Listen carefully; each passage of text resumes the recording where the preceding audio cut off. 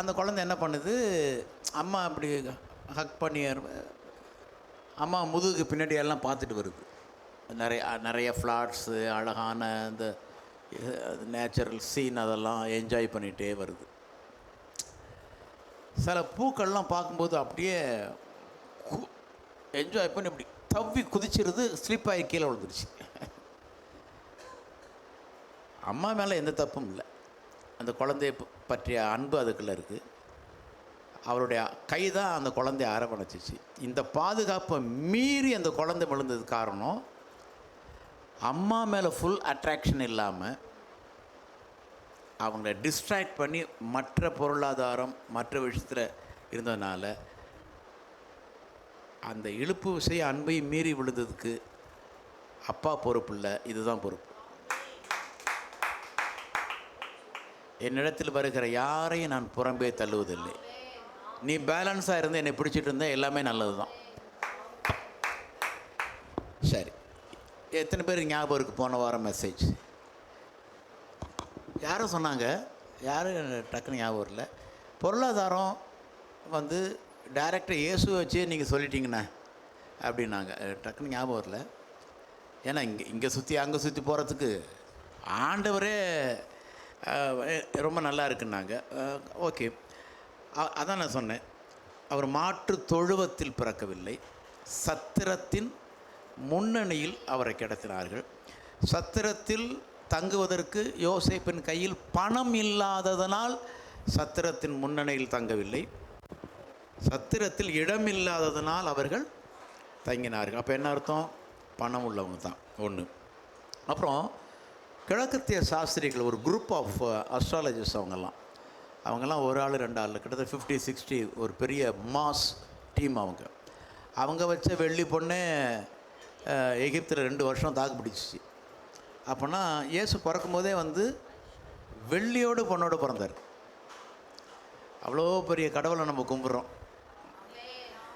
ஏதோ ஒரு மலையில், ஏதோ ஒரு மலை உச்சியில் இருக்கிற ஒரு கடவுள் தான் பணக்கார கடவுள் இல்லை. ஏதோ ஒரு மலை மேலே இருக்கிற கடவுள் தான் பணக்கார கடவுள் இல்லை. மலையாகிய மவுண்டனாகிய இயேசுவே ஐஸ்வர்யம் உள்ள கடவுளாக இருக்கிறார். அதனால் அது அப்புறம் கவுண்டர் ஏன்னா மாட்டு தொழுவத்தில் பிறந்தனால ஏழைன்றாங்க. நான் என்ன சொல்கிறேன், அதை உங்களுக்கு சொல்லிட்டேன். அப்புறம் வெள்ளி பொண்ணு 3 சாஸ்திரிகள் வரல, அது உங்களுக்கு சொல்கிறேன். அப்புறம் வந்து தச்சனுடைய குமாரன் அல்லவா, தச்சனுடைய குமாரன்லாம் நம்ம ஊர் தச்சன் நம்ம மனசில் இப்போ உள்ள நிலைக்கு இப்போ உள்ள தச்சர்கள்லாம் வேறு எங்கேயோ இருக்காங்க, லெவல் வேறு லெவலில் இருக்காங்க. நான் சொல்கிறது 30-35 வருஷத்துக்கு முன்னாடி கார்பெண்டர்ஸ் நான் சொல்லிகிட்ருக்கேன். அதை வச்சுக்கிட்டு அவர் தச்சனுடைய குமாரன். அதான் நான் சொன்னேன், பலஸ்தீனில் வந்து வெறும் மரம் மட்டும் செதுக்கிறவங்கள ப்ளூ பிரிண்ட் வீடு கட்டுறது, இன்டீரியர் டெக்கரேஷன், ரியல் எஸ்டேட், அந்த வீடு கட்டுறதுக்கு நிலம் வாங்கிறது எல்லாமே ஒரு பெரிய டீம் ஒர்க்கு. ஜோசப் அவர் வீட்டில் பிள்ளையாக பிறந்தார் அவர். அதனால் வந்து யோசேப்பின் மகன் அப்படின்னா அந்த அர்த்தமில் அவர். அப்புறம் வந்து தலை சாய்க்க இடமில்லை. நான் தான் சொன்னேன், நரிகளுக்கு குழிகள் உண்டு, பறவைகளுக்கு கூடுகள் உண்டு, மனுஷகுமாரன் தலை சாய்க்க இடம் இல்லைன்னா இவங்க என்ன சொல்கிறாங்க பார்த்தியா, ஏசாமி தலை சாய்க்க கூட வீடு இல்லாத எனக்கு இதெல்லாம் சொன்னாங்க. அதான் இன்னும் சொந்த வீடு அமையலை. எப்படி உனக்கு நான் ஊழியம் செய்கிறவன் ஒரு ராங் டீச்சனில் கெடுக்கப்பட்டு நான் கெட்டு போயிட்டேன், நீயாச்சும் கெட்டு போகாத பொழைச்சிக்கான்னு சொல்ல வந்திருக்கேன். இப்படி மனுஷனோட வக்கர புத்தி என்ன தெரியுமா, நான் கேட்டேன் இதுங்களும் கெட வச்சுன்னு தான் வருவான். அது ரெண்டு மாமியார் 2 விதமாக இருக்கலாம். நான் அந்த காலத்தில் என் மாமியார்கிட்ட கஷ்டப்பட்டேன், இவன் மட்டும் கஷ்டப்படாமல் இருக்கலாமான்னு குடும்பப்படுத்தலாம். இன்னொரு மாமியார், நான் தான் அந்த காலத்தில் கஷ்டப்பட்டேன், என் மருமகன் நல்லா இருக்குமேன்னு சொல்லலாம். 2வது மாமியார். அதனால் வந்து ஏதோ பிள்ளைகள் வசனத்தை கேளுங்க, பட் பேக்ரவுண்ட் ரொம்ப முக்கியமானது. அப்போ வந்து தலை சாய்க்க இடம் இல்லைன்னா என்ன அர்த்தம், ஒரு குழியிலேருந்து ஒரு நரி என்ன பண்ணுதுன்னா சன்செட் ஆனோன்னா குழியிலேருந்து புறப்படுது, ராத்திரி பூரா சுற்றுது, திருப்பி சூரிய உதயத்தில் எந்த குழியிலேருந்து புறப்பட்டுச்சோ அதே குழிக்கு வந்துடுது. பறவைகள் வந்து காலையில் முடித்தோடனே எந்த நெஸ்ட்லேருந்து அது புறப்படுதோ ஈவினிங் அதே அதே சேம் கூட்டுக்கு வந்துடுது.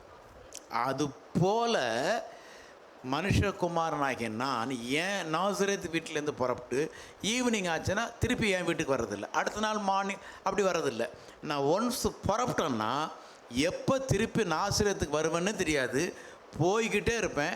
ஆனால் போகிற இடமெல்லாம் பெத்தானியா வீடு என் வீடு தான், சீமோன் வீடு என் வீடு தான், யார் யார் வீடு இருக்கோ அது எல்லாம் என் வீடு தான். இது இல்லாமல் பெரிய வீடு என்கிட்ட இருக்குன்றார். அவ்வளோ பெரிய இயேசு அவர்.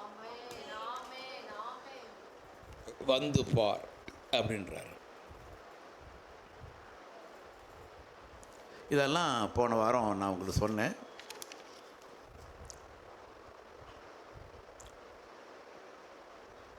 அப்புறம் இன்னொரு விஷயம் சொன்னேன், ரொம்ப நல்லா இருக்கும். இது யாரும் யோசிக்கிறது இல்லை. அதை இப்போ காஸ் அப்படிலாம் படிக்கணும். நம்ம ஏசு அடிக்கடி அந்த காலத்தில் நம்ம பஸ்ஸில் ட்ரெயினில் போன மாதிரி அவர் எதில் போயிருக்காரு? படகுல போயிருக்கார்.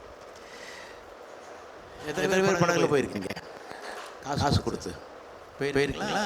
என்னப்பா அங்கே எவ்வளோ டிக்கெட் வாங்கினாங்களே? ஆமாம், அது மாதிரி இயேசு கிறிஸ்துவனுடைய பேக்ரவுண்டில் அவர் வாழ்ந்த இதில் இந்த கரையிலேருந்து திபேரியா கரையிலேருந்து அந்த கரைக்கு போனால் கட்டணும். எத்தனை பேர் அவரோட போனாங்க? 12 பேர் போனாங்க.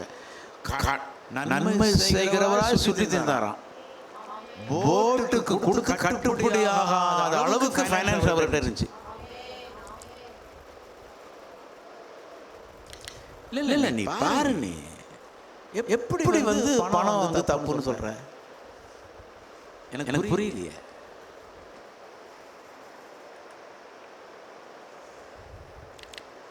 சமாரியாசிட்ட பேசும்போது 12 பேர்த்த சாப்பிட்றதுக்கு அனுப்பிச்சி விட்றாரு. 13 பேருக்கு போய் லஞ்சு என்ன எப்படி இருக்கும்? ஒரு கஞ்சியில் டிஃபனில் வாங்கிட்டு வருவாங்க.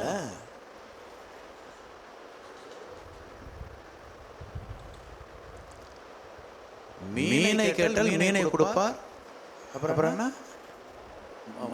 முட்டையை கேட்டால் முட்டையை கொடுப்பாருன்றாரு. பேச்சிலேயே எல்லாம் எண்ணி தான் இயேசு கிறிஸ்து. எல்லாம் எக்கு, ஃபிஷ்ஷு, ஃப்ரை ஃபிஷ் தான் அவர். கஞ்சி கேட்டால் அவர் கோலை கொடுப்பாருனார். அவர் அவன் இருந்து பார், அந்த குவாலிட்டி எப்படி பாரு. அவர் பிரெட்டு, அப்பம்,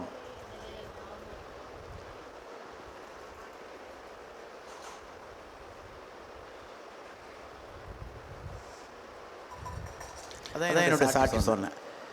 நாங்கள் இப்போ சிறுவாச்சூரில் ஊழியம் செய்யும்போது எப்படி ஈவினிங் ஒரு வில்லேஜில் எனக்கு அதே மாதிரி அண்ணாமலை போகும்போது ஒரு ஏஞ்சல், அதெல்லாம் ஏஞ்சல் தான். அது ஒரு பையன் மெக்கானிக்கல் அந்த மாதிரி கடையே இல்லை, அனுப்புவார். அப்படி ஏஞ்சல்னா அவனை ரெக்கையோடலாம் வராது, நம்பவே முடியாதவங்களால. மனுஷன் உருவெடுத்து வருவாங்க. ஆபிரகாம் உட்காந்துருந்தா 3 பேர் மனுஷன் மாதிரி, யாரோ கெஸ்ட் வந்துட்டாங்க, சாப்பாடு போட்டு அவங்க ஏஞ்சல். அவங்க எவ்வளவு. அதே மாதிரி இதில் லால்குடி பக்கத்தில் ஒரு மினிஸ்ட்ரி நான் போகிறேன். இங்கேருந்து பஸ்ஸில் போய், அப்போ 2 வீலர் இல்லை, பஸ்ஸில் போய் இறங்கி அத்த பையன் பிரேம் நானும் ஒன்று ஒரு வயல்வெளியில் போகிறோம். அந்த வயலை தாண்டி கரை ஏறணும், அப்புறம் அந்த கரையில் போகணும், அப்புறம் வில்லேஜ் விசாரிச்சுட்டே போகிறோம். ஒரே பரப்பு தான், இருட்டிருச்சு. ஒரு 6 ஒரு மாதிரி டார்க் ஆயிடுச்சு. அந்த இடம் வந்து ஒரு மோசமான இடம். அதுக்கு நீங்கள் நான் சொல்ல விரும்பலை. அதுக்கப்புறம் அந்த ஊருக்காரங்க சொன்னாங்க, ஏன் அந்த வழியாக வந்தீங்கன்னாங்க. அப்போது நான் முன்னாடி போகிறேன், எனக்கு பின்னாடி பிரேம் வரான். திடீர்னு பார்த்தா வரப்பில் முன்னாடி ஒரு கைலி கட்டிட்டு பனின் கட் பண்ணின் போட்டு முண்டாசு கட்டு ஒருத்தர் போகிறாரு. வேற எங்கேயும் கிராஸ் பண்ணவே இல்லை, வேற எங்கேயும் பாதை இல்லை. இந்த வயல் முடிகிறதுக்கு இன்னொரு 4 கிலோமீட்டர் போகணும். எப்படி வந்தாந்தாலும் நான் அதெல்லாம் யோசிக்கவே இல்லை. எங்க அதான் நான் வராங்க, வந்து காமிக்கிறேன், வாங்க, உங்களை யார் இந்த பக்கம் வர சொன்னான்றாரு. திருப்பியே பார்க்கல. நான் கேஷுவலாக பண்ணுவோம், தெரியலைங்க, வந்துட்டோம், வாங்க வாங்க வாங்க. போயிட்டு லெஃப்ட் திரும்புங்க, அங்கே ஒரு அரச மரம் இருக்கும், பஞ்சாயத்து போர்டு இருக்கும். சரி நீங்கள் போங்க. பார்க்குறோம், ஆளை காணுங்க. கலை சொல்லுங்க, எங்கே சேகரன்றான். அதெல்லாம் நீங்கள் அனுபவிக்கணும். சும்மா அதெல்லாம் ஏதோ பைபிளில் இருக்குது அப்படிலாம் இல்லை. அப்படிலாம் கிடையாது. இப்போ இந்த இடத்துல இந்த இடத்துல பாருங்க.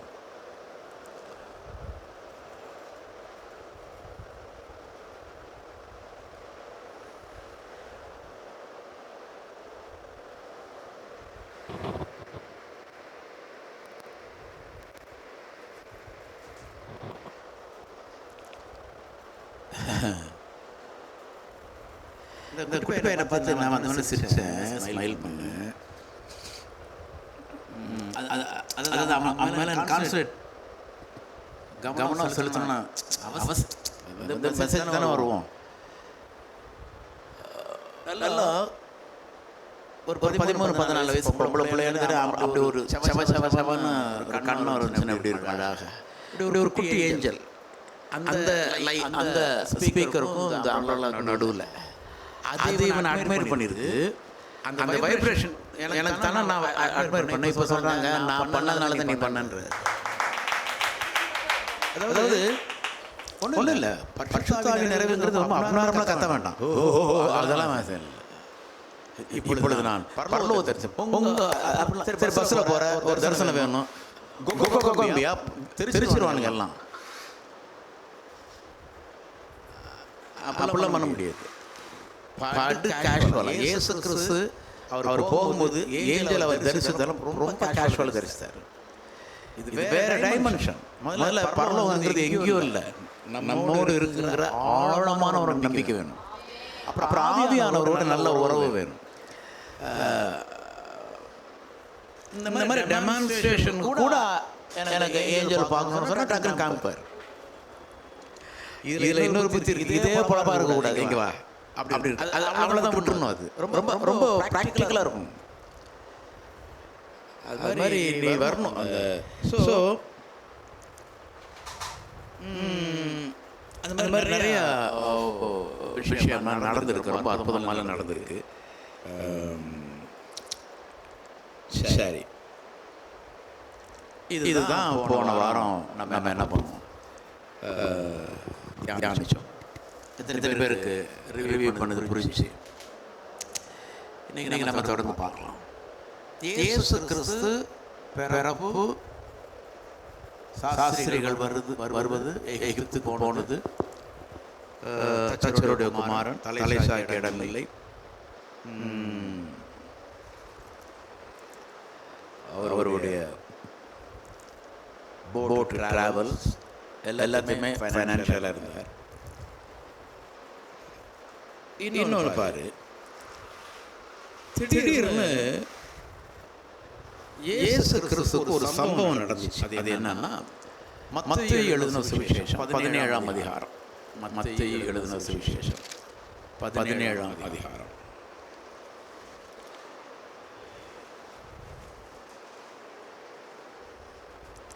இருபத்தி 24 வாசிக்கிறேன் கேளு. எல்லாம் பைபிள் தரங்க. மத்தேயு 17:24. அவர்கள் கப்பர்நகூமில் வந்தபோது வரி பணம் வாங்குகிறவர்கள் பேதுருவினிடத்தில் வந்து, உங்கள் போதகர் வரி பணம் செலுத்துகிறது இல்லையா என்று கேட்டார்கள். செலுத்துகிறார் என்றான்.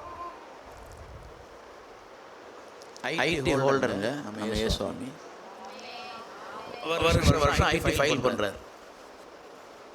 ஹலோ, இன்கம் டேக்ஸ் கட்டுறாரு. நம்ம இன்கமே அவருக்கு இல்லைன்றாங்க. அவர் இன்கம் டேக்ஸ் கட்டுறாரு. பேசுகிற சொல்கிறார், செலுத்துக்கிறார். இது நல்லா இருக்கு. உங்கள் பாஸ்டர் டேக்ஸ் ஃபைல் பண்ணுறாரா?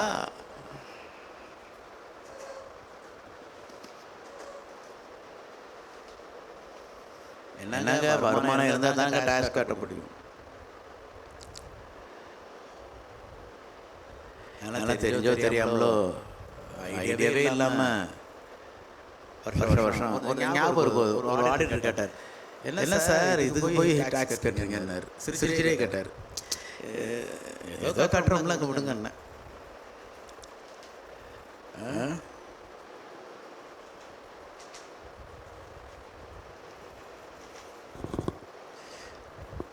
கொஞ்சம் சரி பாருங்க, கட்டுக்கிறா 25 பாரு.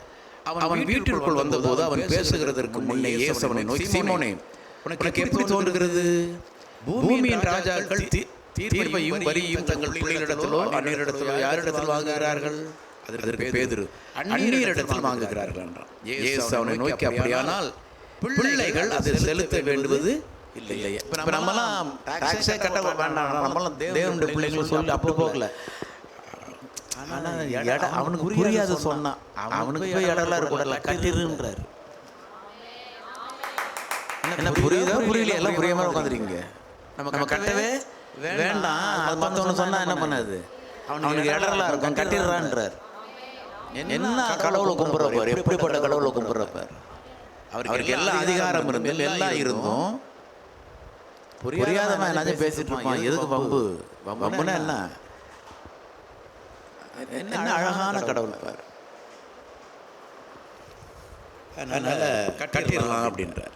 இப்போ இதுதான் முக்கியம். இயேசு கிறிஸ்து பொருளாதாரத்தில் எப்படிப்பட்டவருங்கிறது இந்த வாரம் 27 பாருங்க. ஆகிலும் நாம் அவர்களுக்கு இடராயிராதபடிக்கு நீ பேங்க்குக்கு போய் சலான் வாங்கி டோக்கன் வாங்கி மேனேஜர் ஃபர்ஸ்ட் மேனேஜர் முதல் கவுண்டரில் உட்காந்துருப்பார், கவுண்டர் நம்பர் 1. அவர்கிட்ட போய் இதை கொடு, அவர் பணம் கொடுப்பாருன்னு போடவே இல்லை. டாக்ஸ் கட்டுறதுக்கு எங்கே போக சொல்கிறாரு பாரு ஆண்டவர். நீ கடலுக்கு போய். அவர் பணக்காரர் மட்டும் இல்லை, விவகாரமான பணக்காரர். அவர்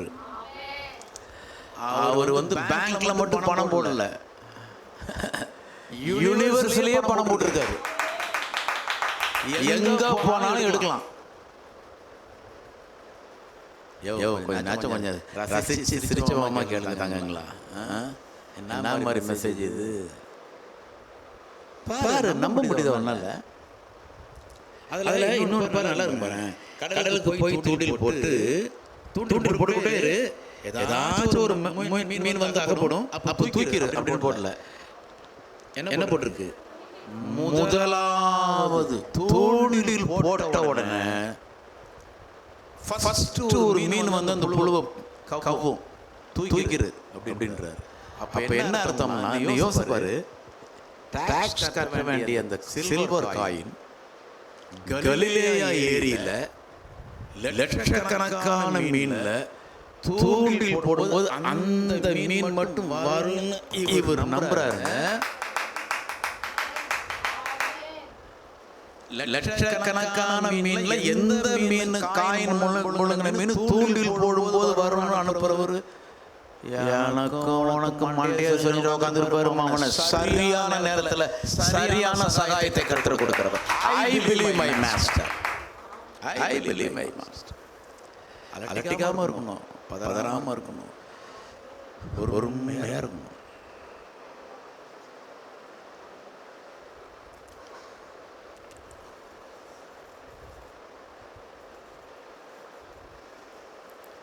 முதலாவது அகப்படுகிற மீனை பிடித்து அதன் வாயை திறந்து பார், ஒரு வெள்ளி பணத்தை காண்பாய். அதை எடுத்து அதை பாரு, இன்கம் டாக்ஸ் இயேசுதான் கட்டணும். ஆனால் இந்த மாதம் இந்த வருஷம் மட்டும் ஒன்று பேதுரு, ஓ டாக்ஸ் எனக்கு சேர்த்து கட்டு. அந்த அளவுக்கு வேல்யூ மீன் வாயில் இருக்கிற காயின். 2 பேர் ஃபைல என்ன பண்ணலாம்? பணம் கட்டலாம். அவருக்கு மட்டும் டாக்ஸ் கட்டல, பேதுருவுக்கும் டாக்ஸ் கட்டுறாருன்னா அதுவும் பணம் எங்கேருந்து எடுத்து? பேங்க்ல இருந்து இல்லை, மீன்ல இருந்து எடுத்து கட்டுறாருன்னா என்னைக்காச்சும் ஒரு நாள் மீனை போய் 4 கிலோ 5 கிலோ வாங்கி சாப்பிட்றதே ப்ராக்டிஸ் பண்ணியிருக்கோமே. என்னைக்காச்சும் விசுவாசிங்களா? நான் வாங்குற மீனை ஒரு நாள் வாயை திறக்கும் போது உள்ள ஒரு கோல்டு ரிங் இருக்கும்னு நம்புறீங்களா? இனிமே என்னாச்சும் நம்பு, அவன் வெற்றவன் ரிங்கே கூட உள்ள விழுந்துருக்கலாம்.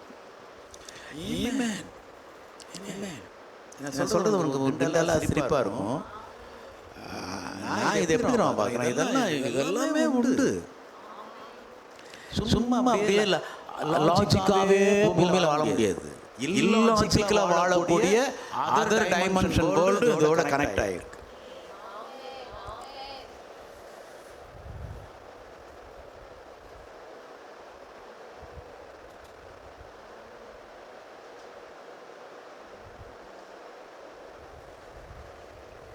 அதனால இயேசு கிறிஸ்து டாக்ஸ் கட்டுறவர் மட்டும் இல்லை, பேதுருவின் டாக்ஸும் கட்டினார். அது சூப்பர் நேச்சுரல் வேல அவர் கட்டினார். ஆகவே பொருளாதாரம் என்பது கெஞ்சி கூத்தாடி ஃபாஸ்டிங் போட்டு பாவமில்லாமல் வாழ்ந்து பெறக்கூடிய இடத்துல இல்லை. கண்ணை மூடிட்டு விரும்பினா மடியில் போடுற ஒரு கடவுள் நம்முடைய கடவுள். அதுக்கப்புறம் நீ அதை விரும்புறது விரும்ப போவோம் கையில் இருக்கு. கடைசி வரைக்கும் நான் அப்படியே சைனா அடை வச்சு வட்டிக்கு காசு வாங்கி என் பொழப்பு போடணும்னா ஓகே.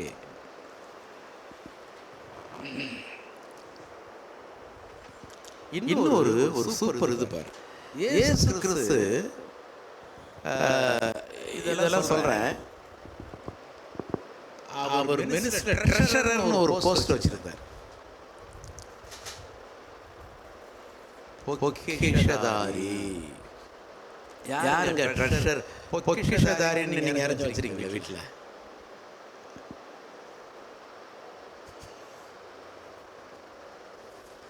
இல்லை பொக்கிஷம் வேணாம், பணத்தை இவர் என்ன வேறு யாராச்சும் வச்சுருக்கீங்களா? எல்லாம் நீங்களாக தானே ஹேண்டில் பண்ணுறீங்க. நான் அவ்வளோதான் நம்மளால முடியும். 10 நிமிஷத்தில் எண்ணிடலாம். 2550 ரூபா 40 பைசான்ட்டு. இயேசு கிறிஸ்து இதுக்கு ஒரு ஆளை அப்பாயின்ட் பண்ணி வச்சிருக்காரு. அவர் யார்? அவர் பேர் என்ன? யோவான் 12:6 பார். அவர் எப்படிப்பட்டவர் இருப்பார்?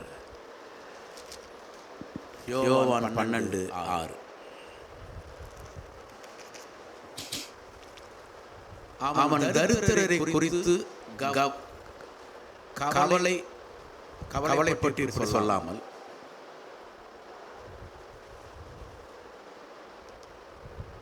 அவன் திருடன் ஆனபடியினாலும் பணப்பையை வைத்து கொண்டு அதிலே போடப்பட்டதை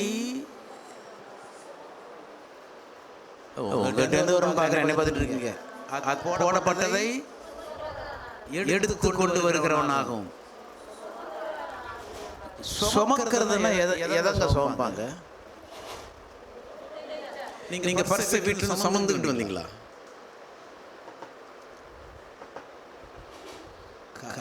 சுவாமி அந்த பணத்தை யாரும் எடுத்துட்டு போக முடியாது, சுமந்துக்கிட்டு போகணும்.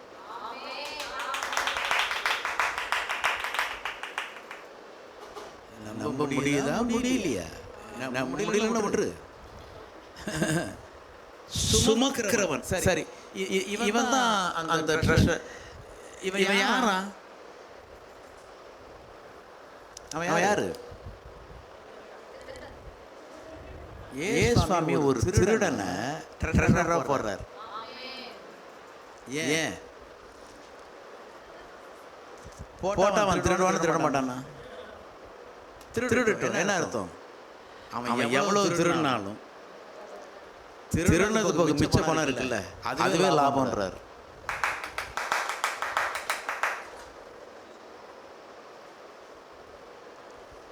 இல்லை இருக்கீங்களா? எஞ்சி போயிட்டீங்களா? என்னடா ஏசு அவன் திருடம் இருப்பானா? நம்ம நாட்டில் ஒரு பழமொழி இருக்கு, தேன் எடுக்கிறவன்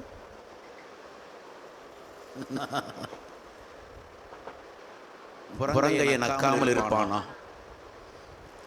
புறங்கை இல்லை, உள்ளங்கையே நக்கிடுவான் அவன். ஆக இவன் திருடுவான்னு தெரிஞ்சு, திருடிட்டு இருக்கான்னு தெரிஞ்சு அவங்ககிட்ட ஒப்படைச்சிட்டாருன்னா இவருக்கு வந்து கவலையே இல்லை. எவ்வளவு திருடினாலும் இவன் திருடினதுனால அந்த வருஷம் டாக்ஸ் கட்டாம போக மாட்டார். அவன் சம்பளம் போக திருடினது போக அது வளர்ந்துக்கிட்டே இருக்கும், செல்வம் பெருகிக்கிட்டே இருக்கும். என் பாத்திரம் நிரம்பி வழிகிறது. அப்படிப்பட்டவர் கிறிஸ்து.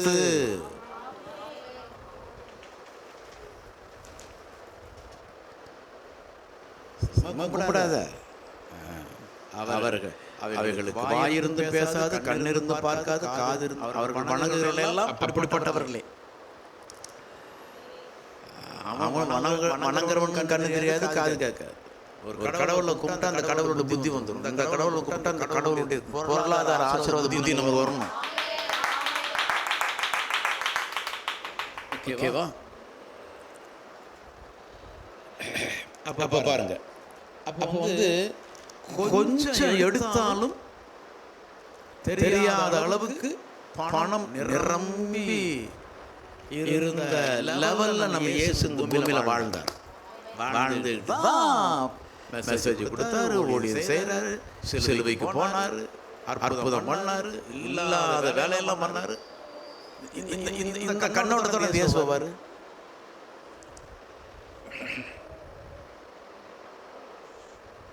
சும்மா தரித்திரம் தரித்திரம் தரித்திரம் பைபிள்ல போட்டிருக்கு. ஐஸ்வர்யவானவராகிய அவர் நமது தரித்திரத்தினாலே அவர் தரித்திரம் அடைந்தார். எப்போ? சிலுவையில் மட்டும்தான் நடந்துச்சு. சிலுவையில் தொங்கினா 6 மணி நேரத்தில் தான் நம் தரித்திரத்தை எடுத்துக்கொண்டார். 33 வருஷம் அவருக்கு தரித்திரமே இல்லை. இயேசு கிறிஸ்து ஒரு இன்டர்வியூ பண்ணுங்க, நீங்க தரித்திரா அப்படின்னா அவர் என்ன பண்ணுவாரு? யோவான் 13ஆம் அதிகாரம் 29வது வசனம். யோவான் 13:29. யூதாஸ் பணப்பையை வைத்துக் கொண்டிருந்தபடினால் அவன் போய் பண்டிகைக்கு தேவையானவைகளில் கொள்ளும்படிக்காவது தரித்திரருக்கு ஏதாகிலும் கொடுக்கும்படிக்காவது இயேசு அவனுடனே சொல்லியிருப்பார் என்று சில நினைத்தார்கள். என்ன பாருங்க, எல்லாம் இங்க கொஞ்சம் கொஞ்சம் என் முகத்தை பார்த்தா தான் உங்களுக்கு புரியும். 12 பேர் உட்காந்துருக்காங்க. யூதாஸ் காட்டி கொடுக்க போயிடுவான். ஆனால் இயேசுக்கு தான் தெரியும் என்னை காட்டி கொடுக்க போகிறான்னு. 11 பேருக்கு அவங்க என்ன நினச்சிட்டாங்கன்னா, பஸ்கா பண்டிகை வருது இல்லை, ஏதாச்சும் திங்ஸ் வாங்க போகிறாரு, இயேசு வச்சிருப்பாரு. இல்லைன்னா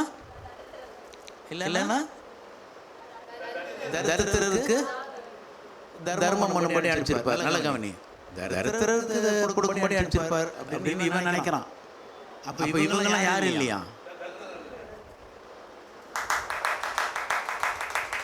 புரியுதா புரியலையா? சீஷனுக்கு அந்த ஐடியா இல்லை பாரு. நம்மளை போல பிச்சைக்கார பையனுக்கு ஏதாவது கொடுப்பான்னு நம்ம போலவே இல்லை. தரித்திரருக்கு ஏதாவது கொடுப்பாருன்னு நினைச்சாராம். சீஷருடைய மனநிலையில தங்க தரித்திரன்னு அவங்களுக்கு இல்லை. ஏன்னா ஐஸ்வர்யவானை ஏசுகிட்டு இருந்தாங்க. நம்ம பாடுறோம், கந்தை துணியோ கத்தமே எல்லாம் பாடிட்டு உட்காந்துருக்கோம். உருப்படவே முடியாது. கடைசி வரைக்கும் கடவுளை திருச்சி சாப்பிச்சு மனசுக்குள்ள வச்சு எல்லாம் பெரிய பிரசங்கம் வாய்க்கிலேயே பண்றாங்க. இவ்வளோ வறுமை, இவ்வளோ பணம், ஒவ்வொரு நாளும் அவமானம், அப்படிதான் இருக்கும். நீ ஃபர்ஸ்ட் ஆஃப் ஆல் உன் கடவுளை எந்த பர்செப்ஷன்ல பார்க்குறியோ அந்த பர்செப்ஷன்ல தான் நம்ம இருப்போம். அதெல்லாம் போய் தொலைவிட்டு ஏதாச்சும் இவர் இந்த பர்செப்ஷன்ல பாருங்க.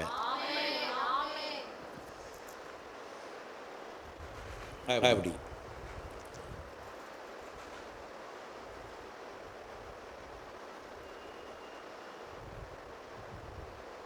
மத்தேயு 26 பாருங்க. மத்தேயு 26. மத்தேயு 26.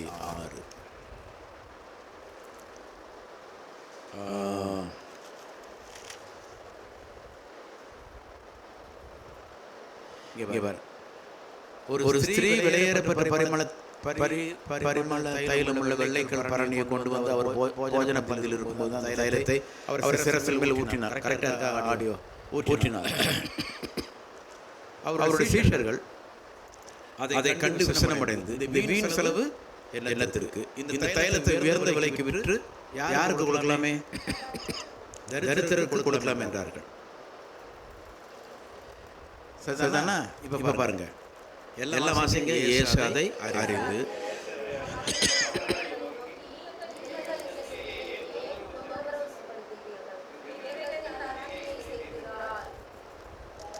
அடுத்தது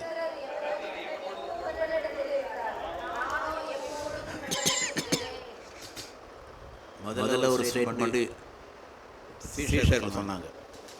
அவர் யாருக்கிட்ட அனுப்பிச்சிருப்பாரு? தரித்திரர்கிட்ட அனுப்பிச்சிருப்பார். அது அவங்க ஸ்டேட்மெண்ட். இப்போ இதில் இயேசு என்ன சொல்றாரு? தரித்திரர்கள் எப்போதும் அவங்களோட இருப்பார்கள். நான் எப்போதும் இருக்க மாட்டேன். நல்லா எல்லாம் என்ன பாருங்க, தரித்திரர்கள் எப்போதும் அவங்ககிட்ட இருப்பாங்கப்பா. ஆனால் நான் எப்போதும் அவங்ககிட்ட இருக்க மாட்டேன். என்ன புரியுது? அவர் தரித்திரம் இல்லைன்னு புரியுது. தரித்திரம் இல்லைன்னா அவர் யாரு? தரித்திரம் எப்போதும் அவங்கள்ட்ட இருப்பாப்பா, பணக்காரனா எப்போதும் அவங்கள்ட்ட இருக்க மாட்டேன். இயேசு தன்னை என்னன்னு சொல்ல, அவரே தன்னை தரித்திரம் இல்லைன்னு சொல்றாரு. நம்ம சபை 300 முக்கோடு தரித்திரம் வாயின் வார்த்தையின்படியே நீ வாழ்ந்து சுகமாய் இருப்பாயா. சிரிக்க பேசுறேன், வேதனையை பேசிட்டு உட்காந்துருக்கேன். மண்டையில் அறிவில்லாத என் ஜனங்கள் சாய்கிறார், சங்காரமாக்கிறார். அப்படிதான் ஆவாங்க. சாதாரண நினச்சி அதை உட்காந்து பேசுறேன்ட்டு.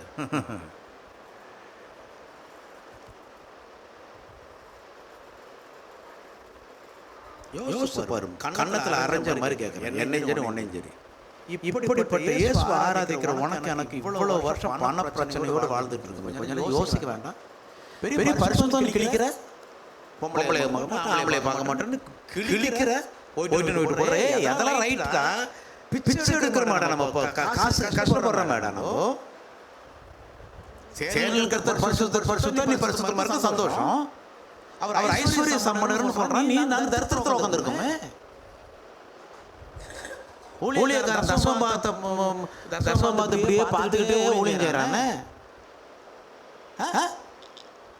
எவனாச்சும் ஒருத்தன் நல்ல தசமபாகம் கொடுக்கணும், அவனை கட்டி பிடிச்சிக்கிறானே. ஆண்டவர் பைபிள் வெளியில போட்டுறானே. அந்த சபையில வர மூப்பர், பணக்கார மூப்பர் சொல்றதுதான் ஊழியக்காரன் சட்டம். என்ன இது? ஏய், இத பேசுறதுக்கு அவமானமா இருக்குன்னா பேசாம இருக்குன்னா பேசாம போயிருமா? இது பணம் கொடுக்கிற பெரிய ஆளையும் கவர் பண்ணக்கூடாது. இந்த ஊழியக்காரன் இந்த பணத்தை அடிச்சு நம்ம கீழே வரணும், அவனையும் கவர் பண்ண முடியாது. இதுல என்னைக்கு சபை விட்டு வெளியே வருதோ அன்னைக்கு தான் அது சபையா இருக்கும். வேலைக்கு போய் ஊழியம் வேலைக்கு போயிட வேண்டியதான், ஒரு பிசினஸ் ஆரம்பிக்க வேண்டியதான். சண்டே நான் பிரசவம் பண்ணா ஒரு பிசினஸ் ஆரம்பிக்கணும், சம்பாதிக்க வேண்டியதான். எதுக்கு இந்த வேலை நமக்கு?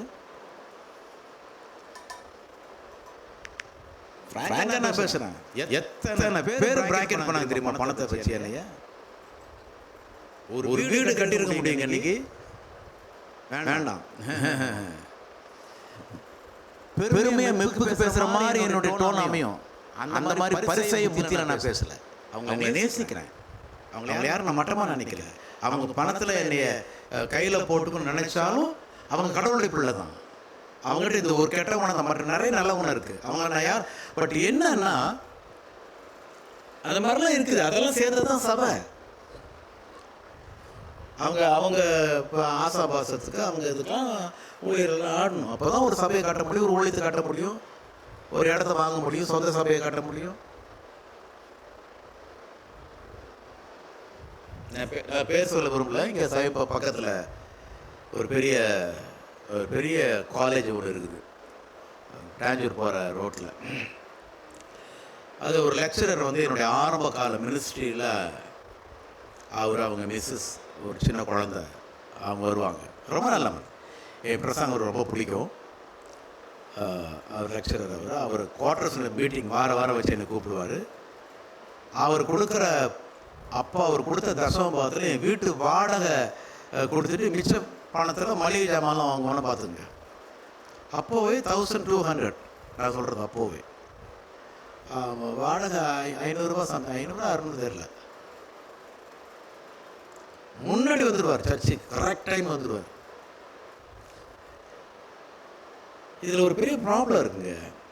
நம்மளும் அவருக்கு நான் உள்ளபடி அவர் நல்லா காணிக்க தராரு, தசமபாகம் தராரு. அது எனக்கு சந்தோஷம் இல்லாமல் இருக்குமா? அதனால சந்தோஷப்பட்டேன்.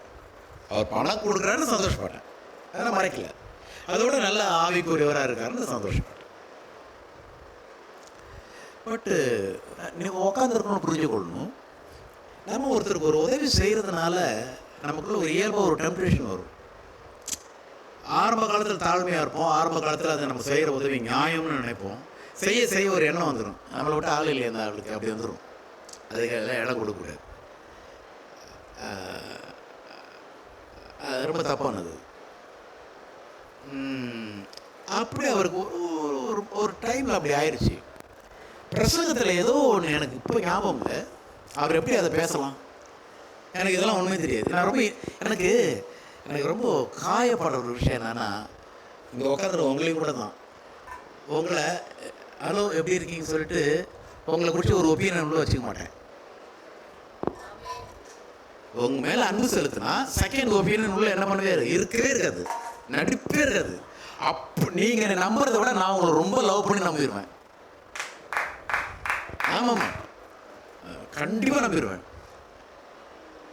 ஆனால் அப்படி ட்ராவல் போகும்போது ரெட்டை இதில் பார்த்துட்டாங்க பேசுனாங்க போது அதிர்ச்சி ஆகிருக்கேன், ரொம்ப கஷ்டப்பட்டுருவேன். ஐயோ என்னடா அது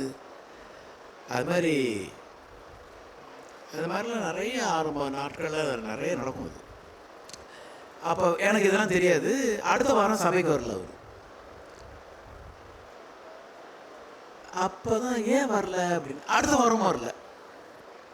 இப்போ இருக்க ஊழியக்கார் ஒரு வாரம் யாரும் என்ன சொன்னாங்க, பாஸ்டர் எங்கள் பாஸ்டர் எப்படி தெரியுமா, சர்ச்சு முடிஞ்சவொடனே எந்தெந்த விசுவாசி வரலையோ அந்தந்த விசுவாசி வீட்டில் சர்ச்சு முடிஞ்ச 1 ஹவரில் கார் நிற்கும்.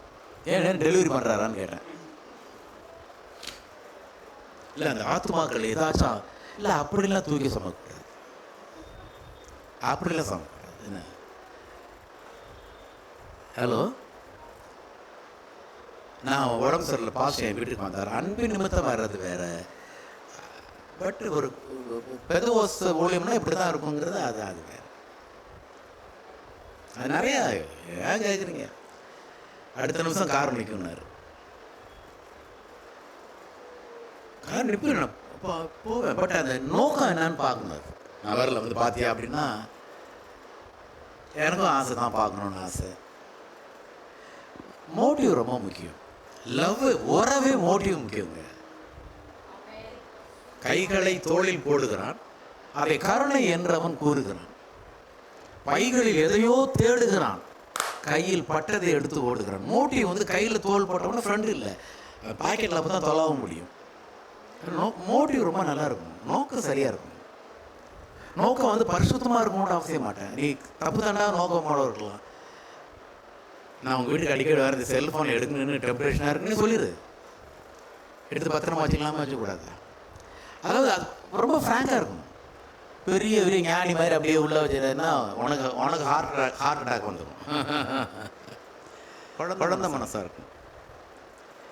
செகண்ட் ஒப்பீனியன் கூட. அப்புறம் அடுத்த வாரம் அவர் வரல. என்ன சொல்லிட்டாரு தெரியுமா, எப்படி இருந்தாலும் அந்த பாஸ்டர் தசமம் வாங்க வரணும் இல்லை அப்படின்ட்டாரு. ஏன்னா அதான் நான் கொஞ்சம் நல்லா அப்போ நான் சைக்கிள் வச்சுருந்தேன், ஒரு ஓட்ட சைக்கிள். அது நேராக போயிட்டேன்.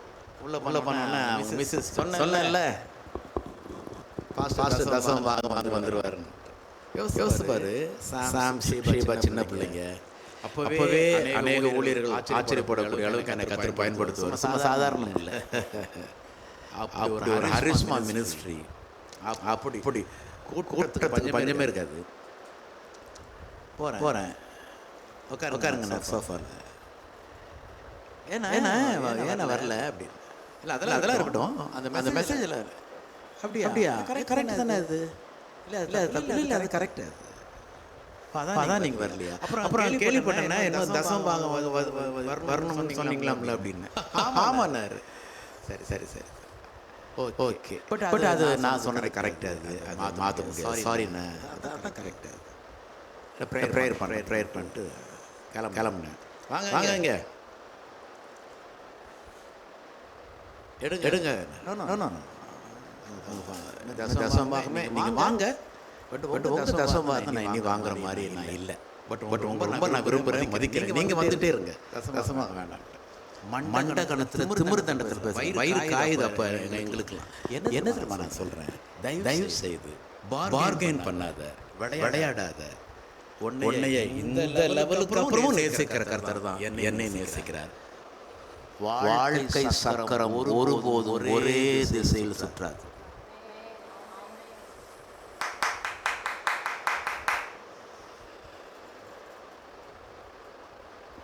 ஒரு மனித சாயலில் உள்ளவங்கள பொருளாதார குறைவு கருதி ஓரம் கட்டுறவங்க மனிதர்கள் இல்லை. அவர்கள் மனநல ஆலோசனை மருத்துவரின் ஆலோசனை பெறக்கூட மனநோயாளிகள். அது இவங்களுக்கு பிரச்சனை இல்லை, அவங்களுக்கு அது பிரச்சனை. ஸோ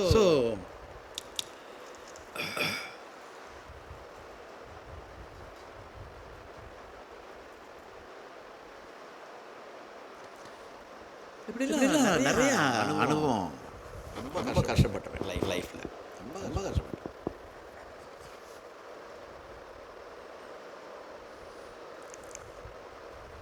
புரியுது இல்லை? திருப்பி மண்ட கணத்தில் பெருமையில் நான் பேசலை. நான் இன்னும் கூட சொல்வேன், ஒரு 18 வருஷம் ஆயிடுச்சு. ஒரு ஸ்கூல் இங்கே பக்கத்தில் ஜேகே நகர், அந்த பொட்டல் கடை இருக்கும்போது ப்ராஃபஸி சொல்லி விஷயம் பார்த்து அந்த ஹஸ்பண்ட் ஒய்ஃபுக்கு நீங்கள் இங்கே ஸ்கூல் ஸ்டார்ட் பண்ணுங்க, டிவைன் ஸ்கூல் ஸ்டார்ட் பண்ணி சொல்லி கிட்டத்தட்ட 32 இயர்ஸ் சம்திங் ஜேஜேன்னு வந்துட்டு இருக்கு. ஒவ்வொரு ஆனுவலுக்கும் என்ன கூப்பிடுவாங்க, அன்பரசன் அமுதா. அப்போ வந்து எக்ஸ்ட்ரா கொஞ்சம் பில்டிங் கட்டி அன்னைக்கு திறப்புல அன்னைக்கு தான் வரணும். நான் நல்ல க்ரௌடு. ரிப்பன் இப்படி எடுத்து கட் பண்ணி திரும்ப அவர் நிற்கிறார் பக்கத்தில். அப்புறம் தான் தெரியுது அண்ணனோட ரிலேட்டிவ் அவர் பார்வை, அவருடைய கண்ணெல்லாம் ஒரு மிரட்சி மட்டும் இல்லை, கொஞ்சம் எரிச்சல், கொஞ்சம் கோபம், கொஞ்சம் ஆச்சரியம், கொஞ்சம் பயம்லாம் கலந்துருச்சு. எப்படின்னா, இந்த தசமபாகவே வேணான்னு சொன்னவன் ஏன் ரிலேட்டிவுடைய ஸ்கூலில் திறக்கக்கூடிய அளவுக்கு இன்னும் கூட அவன் ஃபங்க்ஷன் பண்ணி பொருளாதாரத்தில் கர்த்தருடைய உள்ளத்தை நிலைச்சு நிற்கிறானேன்னு ஒரு மிரட்சி. நம்மளால ஒன்றும் செய்ய முடியாது.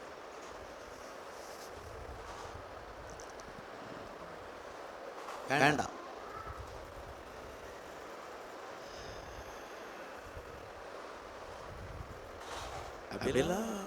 அப்படிலாம் உண்டுங்க.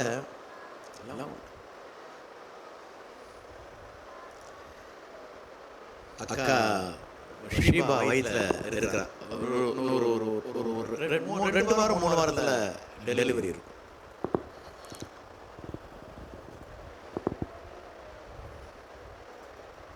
$25 வாடகையில் ஒரு சின்ன ஒரு ஹால், அதோட ஒட்டின ஒரு கிச்சன், அவ்வளோதான். பாத்ரூம் லெட்டின்லாம் இல்லை.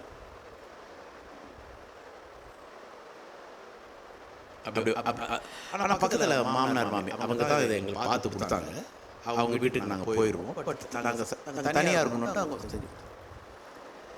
அக்கா எனக்கு ஒரு அப்போலாம் செல்ஃபோன் இல்லை. யாரோ சொன்னாங்க பாஸ்டர், நான் அப்போ ஒரு குறிப்பிட்ட சபையில் நான் பாஸ்டராக இருக்கேன். பெரிய பாஸ்டர் கூப்பிட்டாங்க. இங்கே தான் அள்ளித்துறை, அது என்ன புத்தூர் பக்கத்தில் அள்ளித்துறை ரோட்டில் கூப்பிட்டாங்க. அதுதான் பெரிய பாஸ்டர். நான் அப்போஸ்தலர் சர்ச்சில் ஏர்போர்ட்டில் பாஸ்டராக இருக்கேன். அவர் கண்டோன்மெண்ட், அவர் தான் ஹெட்டு. அப்போது ஒரு சைக்கிள் அவங்க கொடுத்துருப்பாங்க. சைக்கிளில் மேய்ச்சிக்கிட்டு 1:30 மணி வெயில் வெளியில் வர அக்கா சொல்லிச்சு, எனக்கு என்னமோ பிரியாணி சாப்பிட்ணும் ஆசையாக இருக்குது. வரும்போது ஒரு 1/4 பிளேட் பிரியாணி வாங்கிட்டு வாங்க. என்ன ஆஃபரிங்ஸ் கொடுப்பாரு, அது மாதிரி கொடுத்துருக்காரு. ஓகே நான் வாங்கிட்டு வரேன்னு போயிட்டேன். அங்கே போனோடனே கூப்பிட்டு இந்த வலது காலை அப்படி நீட்டி அங்கே ஒரு ஸ்டூல் இருந்துச்சு, காலையிலே தள்ளி உட்கார் அப்படின்னாரு. அவர் காலையிலே தள்ளி உட்காரணும் போது நான் நின்றுட்டேன். பரவாயில்ல என்ன என்ன இது அப்போ சபையில் நீ பாஸ்டராக இருக்க, நான் மாதம் சம்பளம் கொடுக்குறேன். உன்னோட வெள்ளிக்கிழமையோ எங்கேயோ ஒரு இடத்துல நைட் ப்ரேயர் கொண்டு மெசேஜ் கொடுக்கும் போயிட்டியாம்ல நீ அப்படின்னாரு. ஆமாம் பாஸ்டர், அவங்க நீங்கள் வந்து பேசணும். அது எப்படி நீ போகிற, ரூல்ஸ் அது இல்லையே.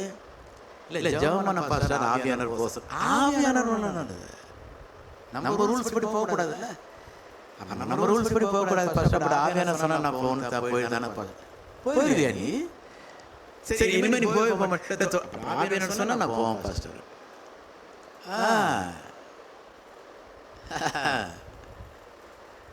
தெரியுமில்ல இங்கே இடம் இருக்காதுன்னு தெரியும் பாஸ்டர். என்ன சொல்கிற போவியா? நான் போவேன் பாஸ்டர். அப்புறம் அடிக்கடி மாமியார் வீட்டுக்கு போறியாமல. அந்த காலத்தில் ரொம்ப கஷ்டம். இப்போதான் ஊழியத்துக்கு வந்தோம். அவங்க ரத்த கண்ணீர் வடிப்பாங்க. இவ்வளோ நல்ல ஊழியன், உண்மையான ஊழியக்காரனாக இருக்காரு, கஷ்டப்படுறாங்களே. நீங்கள் ஞாயிற்றுக்கிழமை முடிஞ்சு மண்டே அங்கே வந்துருங்க, தங்குங்க, சாப்பிடுங்க, உங்கள் ஊழியத்தை பாருங்க, அப்புறம் சாட்டர்டே அங்கே போயிருங்கன்னு சொல்லுவாங்க. அதுக்கு போவோம். ரெண்டாவது அக்கா அப்பா தானே மேரேஜ் பண்ணி கொடுத்தாங்க, அதான் அம்மா பார்த்த மாதிரி இருக்கும். மாமியார் வீட்டில் போய் டேரா போடக்கூடாது. இதெல்லாம் ரொம்ப மனசு கீழ் இருந்துச்சு, கஷ்டமாக இருந்துச்சு. பாரு, நல்ல கடவுளோடு உறவாடி விசுவாசமாக இருந்தால் கூட பணம் இல்லாத ஒரு காரணத்தில் அதே பெந்த உலகத்தில் சீஃப் பாஸ்டர் தூக்கி காண பார்க்குறாரு பாரு. அவங்கள நம்ம என்ன பண்ணணும், என்ன பண்ணணும், கவலைப்படாத தம்பி, நாங்கள் இருக்கிறோம், நல்ல பிரசங்கம் பண்ணியே, நல்ல ஒப்பு கொடுக்குறியே தானே வரணும். ஒரு பயப்பிள்ளையாச்சும் இங்கே அவசரப்பட்டு ஊழியத்துக்கு வந்துடாதீங்க, கொன்னே போட்டுருவானுங்க.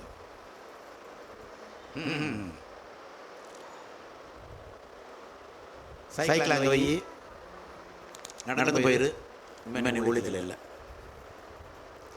முதல் தடவை எனக்கு ஞாபகம் வந்தது, அதிர்ச்சியான ஃபர்ஸ்ட் டைம், ரொம்ப வருஷம் கழிச்சு. அக்காவை நினச்சது வேறு எதுவுமே இல்லை. ஒரு மாதிரி கொஞ்சம் தளர்ந்துட்டேன், கொஞ்சம் பேசின வீரம்லாம் போயிடுச்சு. இன்னொன்று சொல்கிறேன், என்ன தான் பணம் வேணான்னு ஒருத்தன் பேசினாலும் ஒரு ஊழியர் செவிட்டு அரைச்சேன்னா, நீ பெருசாக பேசுகிற, இப்போ ஏன்டா நீ பயப்படுற? அது உண்மை. அதுதான். ஒரு பக்கம் ஆவியில் வேணாங்குவோம், இன்னொரு பக்கம் உடஞ்சி போயிடுவோம். எனக்கு அதில் இருந்து கத்துற அன்னைக்கு எனக்கு விடுதலை இல்லை. அதுக்கப்புறம் விடுதலை கிடச்சிருக்கு, அன்னைக்கு எனக்கு விடுதலை இல்லை. ரெட்டை வேஷம், ரெட்டை வாழ்க்கை. அப்புறம் நானும் கூட ஒன்று கற்றுக்கிறேன். இன்னும் புல் வீட்டில் கூட வீராவேசமாக பேசின போது கூட ரொம்ப ரியலாக இருந்தால் அந்த கருத்து பேசணும், இல்லாட்டினா பேச வேண்டாம் அப்படின்னு நான் வந்துட்டேன். அப்படியே பேசினாலும் இதில் எனக்கு 50% தான் ஜெயம் இருக்குது, 50% ஜெயம் இல்லைன்னு சொல்லியிருப்பேன். நான் அவங்ககிட்ட அப்படி தான் அவங்ககிட்ட நான் வாழ்ந்துகிட்டே இருக்கேன். வயது வித்தியாசம் பார்க்காம எல்லாம் பார்க்காம கூடுமான வரைக்கும் நான் வெளிப்படுத்திடுவேன். நான் இப்படி தான் இருக்கேன், இப்படி தான் நினைக்கிறேன். அப்படி நான் காக்கிறது கிடையாது. நான் 120 வயசு வாழணும், உயிரோடு வாழணும், நான் நிறைய காரியத்தை செய்யணும். ஆகவே இது எனக்கு ரொம்ப கம்ஃபர்டபுளாக இருக்குது.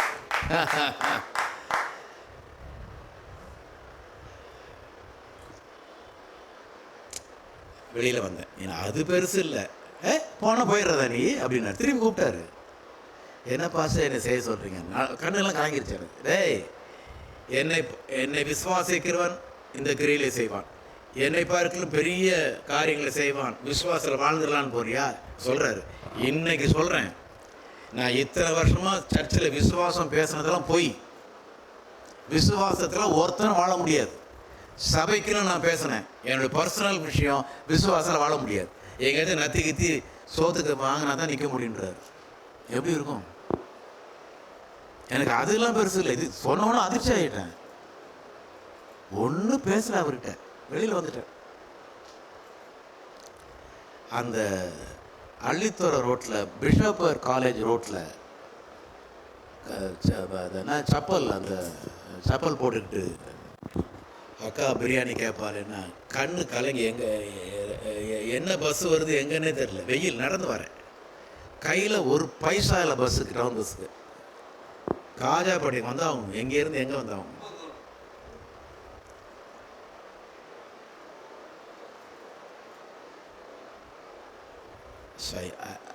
I was crying. அதே வருஷம் அந்த இடத்துக்கு மேலே கை வச்சு ஜெபிச்சேன். விசுவாசத்தினால் நீதிமான் பிழைப்பான். நான் விசுவாசிக்கிறான், இந்த விசுவாசம் தான் என்னை காப்பாற்றும். வீடு வந்துட்டேன், நெருங்கிட்டேன், ரொம்ப டயர்டாகிட்டேன். எங்கேப்பா சைக்கிள் அப்படின்னுச்சு. எனக்கு பயம் என்னன்னா, அவள் டெலிவரி டைமில் இருக்கா, கஷ்டப்படக்கூடாது. ஆனால் சொல்லிட்டேன், சாரிம்மா அந்த மாதிரி நடந்துச்சு. எனக்கு அக்கா பாருங்கள், ஒய்ஃப் எல்லாம் பாருங்கள் எப்படின்னு. அக்கா வந்து அப்படி சாஞ்சிருச்சு செவத்தில். அதை பற்றி பரவாயில்லைங்க, பிரியாணியா அதை பற்றி பரவாயில்ல, நீங்கள் நல்லா இதை எடுத்து வச்சுருக்கேன் சாப்பிட்டு.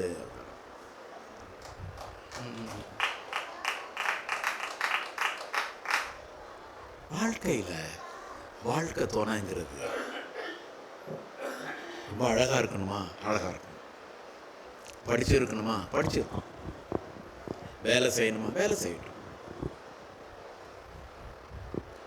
அதில் எல்லாத்துக்கும் மேலே தன்னுடைய லைஃப் பார்ட்னர் நிர்கதியாக உடஞ்சி இதுக்கு மேலே அவனால் நிற்க முடியாதுன்னு இருக்கும்போது, இவளுக்கு எவ்வளவு பெயின் இருந்தாலும் தூக்கி போட்டுட்டு ஓகேன்னு வராங்கல்ல,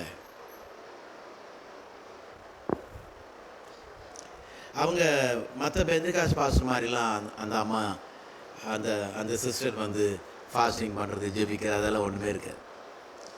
மாங்குன்னு பிள்ளைக்கு புருஷனுக்கு வேலை செய்யும். ஹவுஸ் ஹோல்டு அவ்வளோ க்ளீனாக வச்சுக்கணும், அவ்வளோ பர்ஃபெக்டாக வச்சுக்கணும்.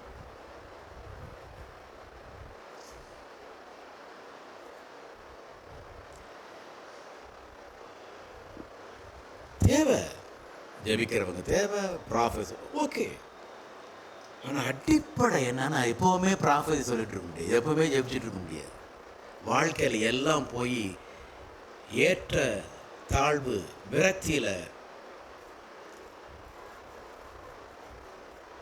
ஒரு அக்செப்டன்ஸ் தேவை.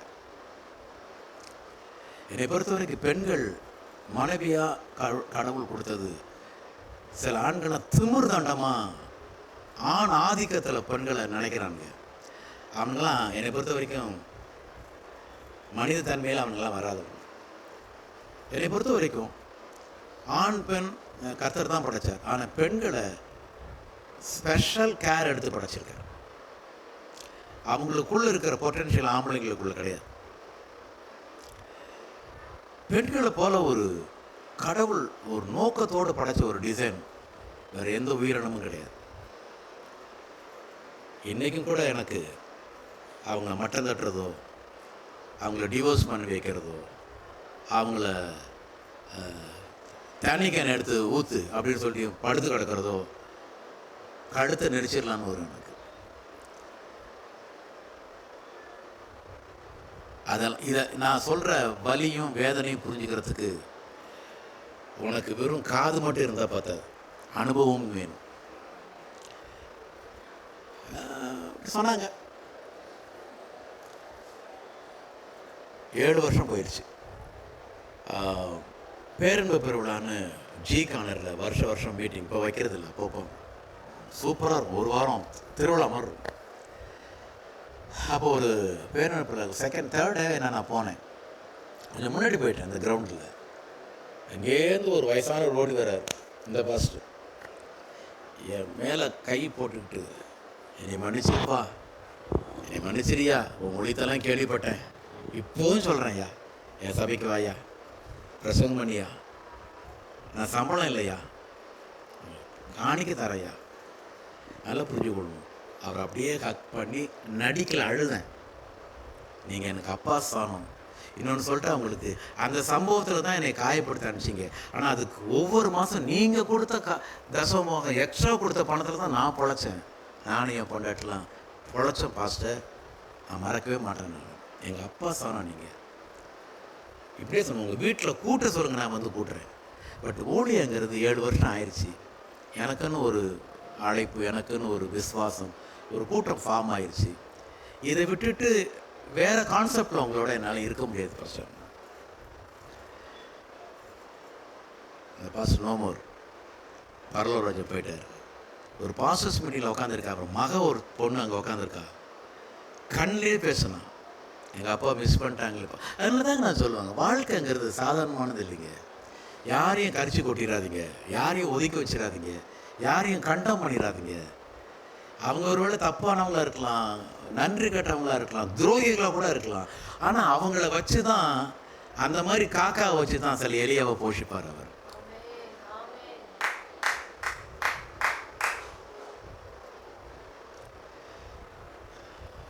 அனுபவங்கள் ரொம்ப முக்கியம்.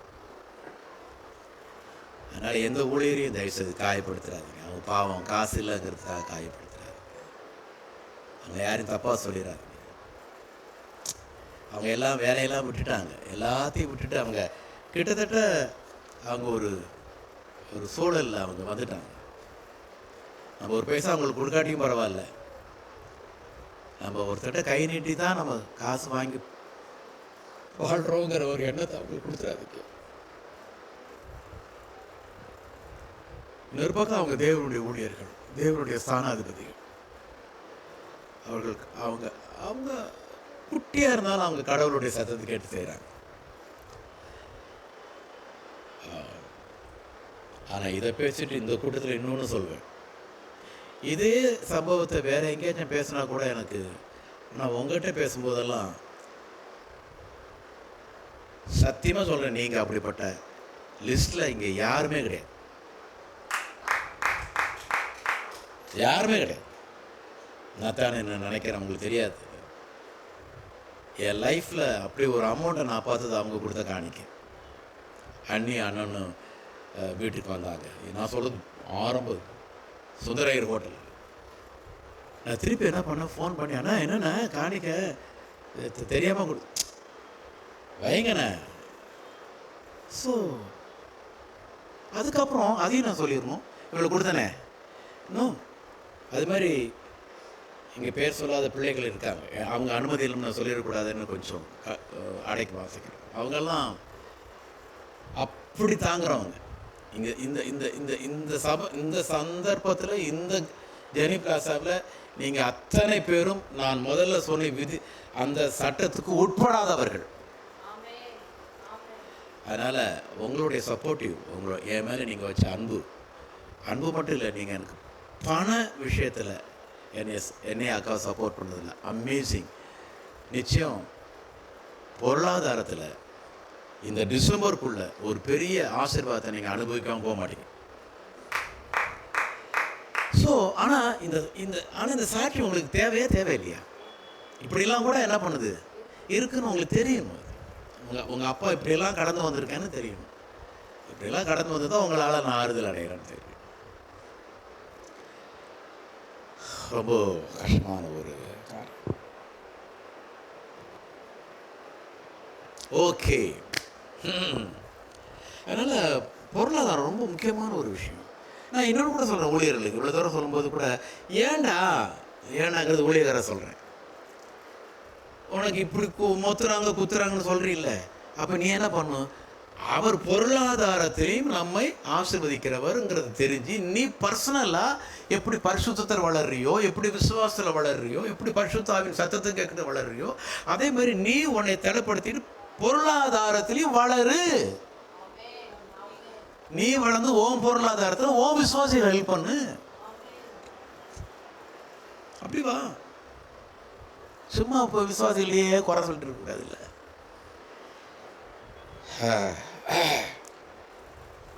எத்தனை பேர்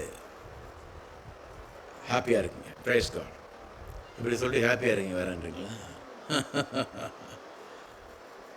அப்படிப்பட்டவர் நம்முடைய இயேசு கிறிஸ்து. தரித்திரர் எப்போது உன்னோடு இருப்பார்கள், ஆனால் நான் எப்போது உன்னோடு இல்லைங்கிறது என்ன அர்த்தம்? நான் தரித்திரர் இல்லைங்கிறத தேவன் அட்ரஸ் பண்ணுறார் இயேசு. அப்புறம் பாருங்க அவர் எப்படிப்பட்டவர்னு பாரு. இது வாசி, மத்தேயு எழுதின சுவிசேஷம் 21ஆம் அதிகாரம். மத்தேயு 21ஆம் அதிகாரம்.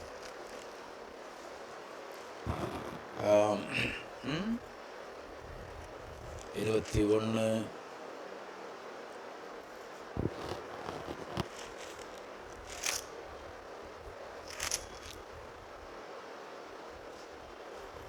இங்கே பாருங்க, 2 பாருங்க. உங்களுக்கு எதிரே இருக்கிற ஒன்று அவர்கள் எருசலேமுக்கு சமீபமாய் சேர்ந்து ஒலிவமலைக்கு அருகான பெத்பகேயுக்கு வந்தபோது இயேசுவானவர் சீஷர் 2 பேரை நோக்கி, உங்களுக்கு எதிரே இருக்கிற கிராமத்துக்கு போன உடனே அங்கே ஒரு கழுதையையும் அதனோடு ஒரு குட்டியையும் கட்டி இருக்க காண்பீர்கள். அவைகளை அவிழ்த்து என்னிடத்தில் கொண்டு வாருங்கள்.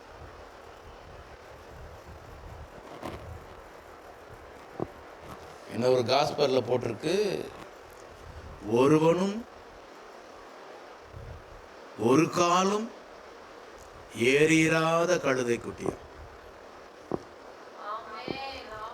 சொல்லுங்க, இப்ப அப்படியே சொல்லுங்க. கழுதை குட்டிக்கு இன்னைக்கு என்ன, இந்த காலத்துல எது ஒப்பிடலாம்? கார். ஒருவனும் ஒரு காலத்தில் ஏறிராத கார்னா என்ன கார்? அது புது கார்.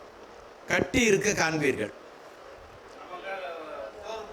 ஸ்டோர் ரூமில் ரிப்பன் போட்டு கட்டி இருப்பாங்க. செகண்ட் ஹேண்ட் கார் கூட வேண்டாம், ஃபஸ்ட் ஹேண்ட் கார் கேட்குறாரு தன் தலைவர். நான் தான் தப்பு பண்ணிட்டேன், செகண்ட் ஹேண்ட் கார் வாங்கிட்டேன். இருட்டு கொஞ்சம். ஆமாம் தம்பி ஆமாண்டா ராஜாத்தி, ஆமாய்யா. சில பேர் என்ன நினைக்கிறீங்க, இப்போ என்னையே சொல்லு, சரி இவ்வளோ பேசுகிறீங்களா, இல்லை எனக்கு புரியுது, அது கரெக்டாக அது. என்னையில நினைப்பார், இப்போதைக்கு புது கார், போன கார் புது கார் தான் வாங்கினேன், நல்ல கம்பெனி. அப்படி வாங்கினேன் நான். இந்த சூழல், இந்த கட்டத்தில் அதே விசுவாசம் நான் என்ன பண்ணல, யூஸ் பண்ணல.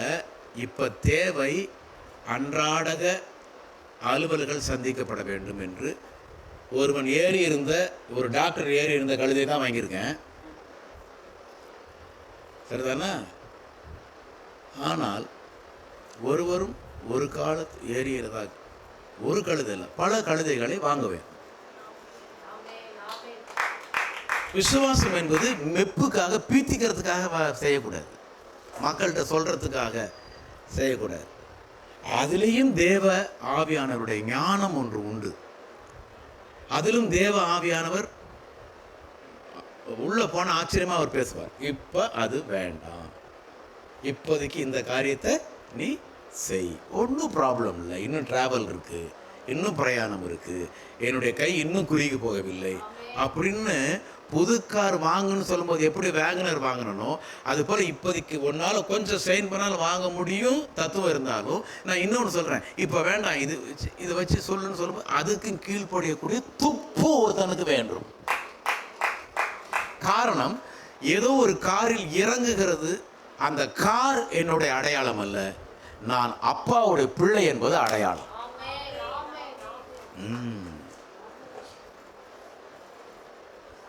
ரொம்ப முக்கியங்க, ரொம்ப முக்கியம்.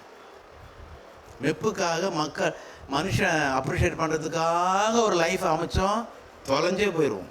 நாளைக்கு அவங்களால நிற்க மாட்டாங்க, நம்ம தான் தாங்கி பிடிக்காமல் கீழே விழுவோம். யாருக்காகவும் எதற்காகவும் உங்கள் வாழ்க்கையை அமைச்சிக்காதீங்க.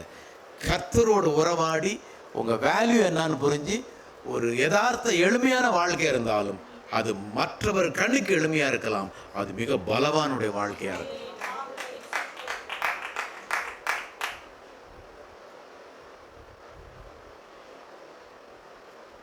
ஏன்னா இன்னைக்கு பொருளாதாரம் மட்டும் இல்லாமல் நிறைய வாழ்வியல் பாடங்களும் உங்களுக்கு வருது பாருங்க.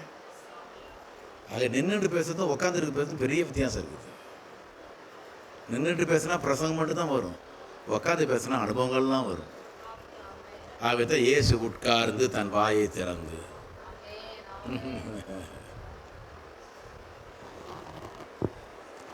ஸோ பாரு, இவர் தேர்ந்தெடுக்கிறலாம் பாரு, ஃபர்ஸ்ட் ஹேண்ட் கழுதை இல்லைம்மா. இன்னொன்று பாரு, இவர் கல்வாரி சிலையில் சாக போகிறாரு, பிரெட் பிரேக்கிங் கொடுக்கணுமா, அதுக்கு ஒரு இடம் செலக்ட் பண்ணுறாரு. எப்படி பண்ணுறாரு பாரு, மார்க் 14:15, மார்க் 14:15.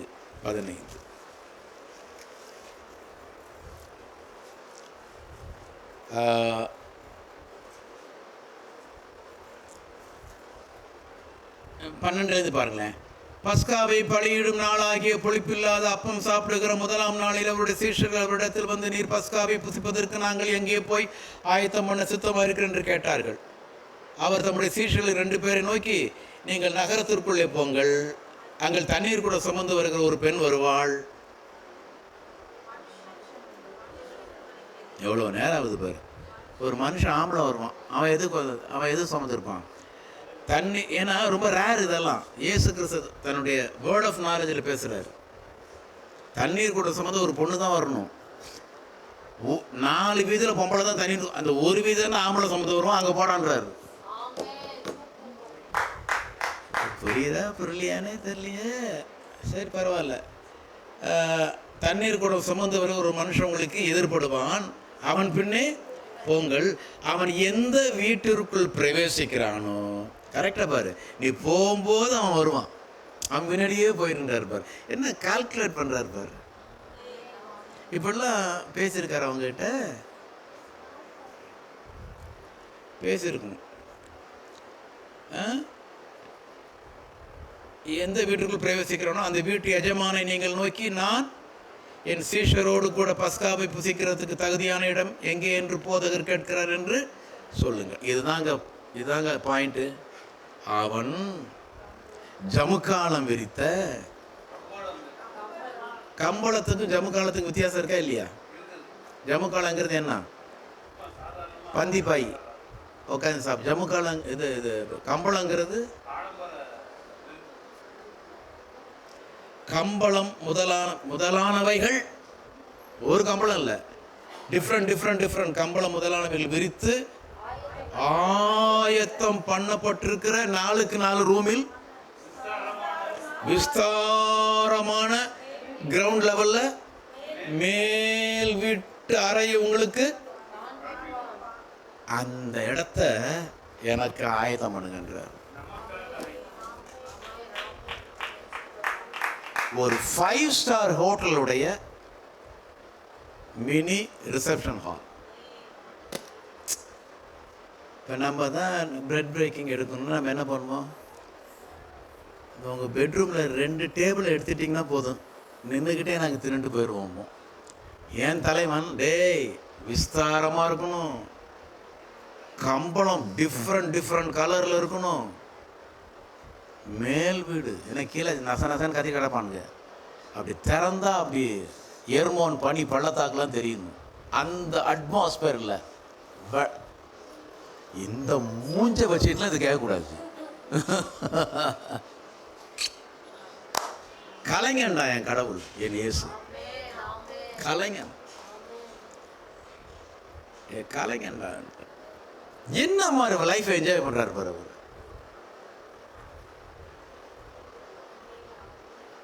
புரியுதா? Bread break. ஏன்னா அது யாருடைய பந்தி? கர்த்தருடைய பந்தி, மனுஷன் பந்தி இல்லை. அவர் பந்திக்கு அவர் ரேஞ்சில் தேடுறாரு.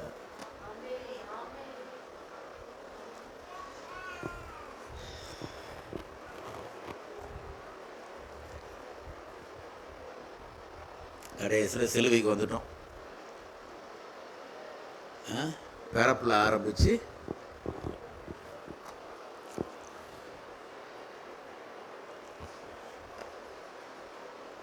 மத்தேயு 27:35. மத்தேயு 27:35.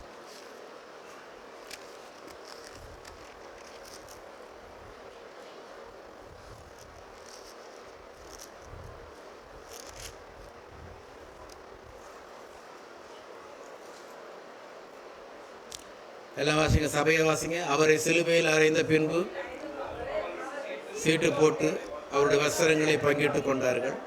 என் வஸ்திரங்களை தங்களுக்குள்ளே பங்கிட்டு என் உடையின் பேரில் சீட்டு போட்டார்கள் என்று தீர்க்கதரிசியால் உரைக்கப்பட்டது நிறைவேறும்படி இப்படி ஆயிற்று. ஏங்க அவர் உடைக்கு சீட்டு போட்டாங்க?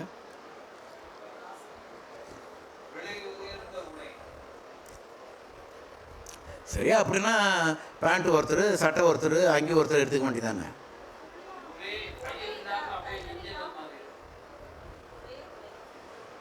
அந்த காலத்தில் தையல் இல்லாமல் ஃபுல்லாக நெஞ்சது out of fashion, advance fashion. ஆகவே தான் அதை பிச்சு எடுக்க முடியாது, செட் மொத்தமாக எடுக்கணும். ஆகவே தான் 4 பேர் பிச்சு எடுத்துக்கிற மெட்டீரியல் இல்லை, ஒரே தையல். யாருக்கு பேர்? அவர் போட்ட ட்ரெஸ்ஸு சொல்லுது, அவர் நம்ம தலைவர் எம்மாம் பெரிய ஆளுங்க.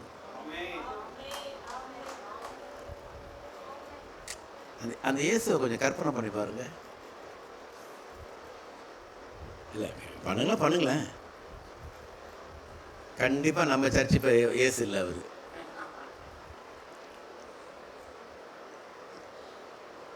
என்னடா ட்ரெஸ்ஸு அது, சீட்டு போகிறான்னு பாரு. யார் பேர் விழுமோ அங்கே தொங்குறாரு கடந்துட்டு, அந்த ரணகாலத்தில் சீட்டு போடுறாங்க. அப்போனா அவர் போட்ட ட்ரெஸ்ஸு என்ன ட்ரெஸ்ஸு பாரு. ட்ரெஸ் கோடு கூட தலைநாயம் வேணுங்க.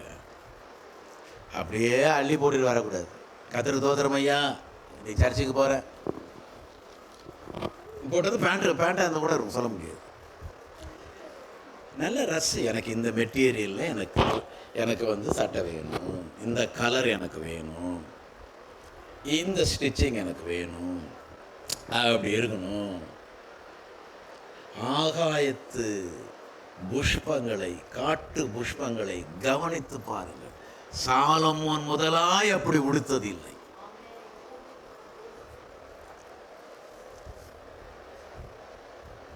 சில பேர் ட்ரெஸ்ஸு போடுறது கூட குற்றமான செஞ்சு அடையிறோம். கவனிச்சிருக்கீங்களா? சில புதுசு ட்ரெஸ் வாங்கி துவைச்சி காய போட்டு வரவங்களாம் இருக்காங்க.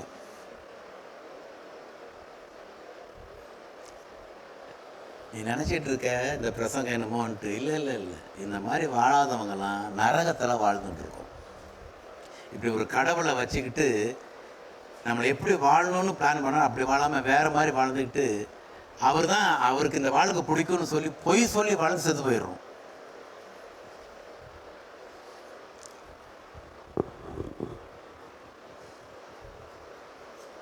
எனக்கெல்லாம்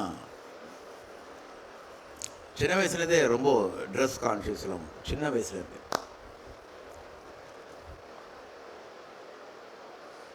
ஏன் என்ன தப்பு? என் உடம்பு நான் போட்டுக்கிறேன். ஏன் உனக்கு ஏன் கஷ்டமாக இருக்குது? நீ போட்டுக்க.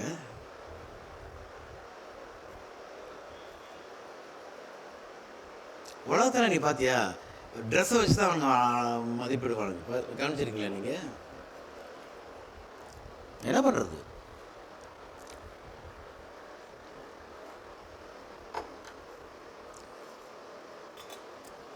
மோதிரம் இருக்கா, எடுத்து போட்டுக்க. இல்லைங்க என்ன போடாத.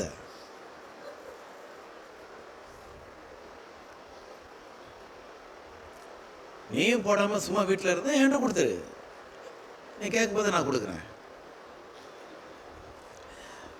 சும்மா நம்மளா ஒரு கற்பனை பண்ணிக்கிட்டு இப்படிலாம் இருந்தால் அப்படியே அதெல்லாம் இந்த பாரு ஒரு எல்லாம் மூஞ்ச பாருங்கள்.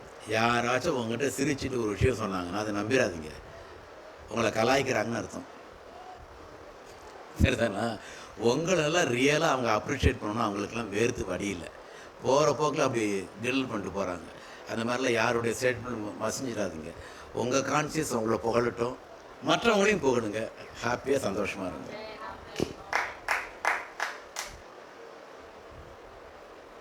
அந்த சீட்டு போடுறான்னா அவர் போட்டிருக்கிற ட்ரெஸ் எப்படிப்பட்ட ட்ரெஸ்ஸு? கடைசியில் கொண்டு போய் அவர் என்ன பண்ணுறாங்க? அடக்கம் பண்ணுறாங்க. அதில் கருவறையில் ஆரம்பித்தோம், கல்லறையில் முடியுது. அந்த கல்லறை என்னன்னு பாரு. யோவான் 19ஆம் அதிகாரம், யோவான் 19ஆம் அதிகாரம் 38வது வசனம். யோவான் 19:38. வாசி.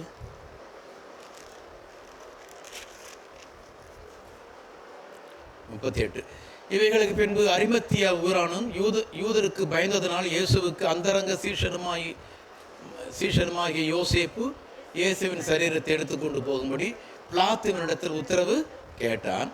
பிலாத்து உத்தரவு கொடுத்தான். ஆகையால் அவன் வந்து இயேசுவின் சரீரத்தை எடுத்துக்கொண்டு போனான். ஆரம்பத்திலே ஒரு ராத்திரியில் இயேசுவினிடத்தில் வந்திருந்த நிக்கதோமு என்பவன் வெள்ளை போலமும் கரிய போலமும் கலந்து ஏறக்குறைய 100 ராத்தல் கொண்டு வந்தான். அவர்கள் இயேசுவின் சரீரத்தை எடுத்து யூதர்கள் அடக்கம் பண்ணும் முறைமையின்படியே அதை சுகந்த வர்க்கங்களுடைய சீலைகள் சுற்றி கட்டினார்கள். யோசேப்பினுடைய கல்லறையில் இயேசுவை என்ன பண்ணாங்க சொல்லுங்க? அந்த அரிமத்தனா யோசேப்புன்னு இருக்கான்னா அவன் பெரிய பணக்காரன். ஜனகரி மன்றத்தினுடைய ஒரு சீஃப் போஸ்டில் இருக்கிறவன் நிக்கதோமு, அந்த லிஸ்ட்டில் வரவன். அந்த காலத்தில் பெரிய பெரிய பணக்காரர்கள், யூத பணக்காரர்கள் என்ன பண்ணுவாங்க, அவங்களுக்கு அவங்க வீட்டுக்கு பின்னாடியே கல்லறை தோண்டி வச்சுக்குவாங்க. பணக்காரர்கள்னால் ரொம்ப காஸ்ட்லியாக இருக்கும் அவங்க கல்லறை. அவங்களுக்கு நம்ம அந்த மாதிரி கல்ச்சர் அங்கே. அவனுக்கு தோண்டின கல்லறையில் யார் வைக்கிறா? இயேசு. ஆனால் இயேசு உயிரோடு இருக்கும்போது அவருக்கு வீடு இருந்துச்சா இல்லையா? எப்படிப்பட்ட வீடு? வந்து பாருங்கள்னு சொல்லக்கூடிய பெரிய வீட்டில் உயிர் வாழும்போது இவ்வளோ பெரிய வீட்டை கட்டினவர், அவருக்குன்னு என்ன இல்லை? கல்லறை இல்லை. ஆக யார் கல்லறையிலேருந்து போய் போச்சாங்க?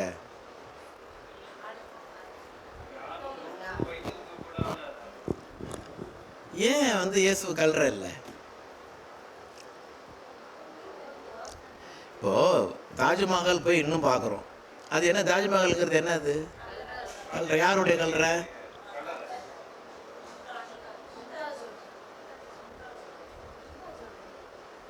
மும்தாஜ்.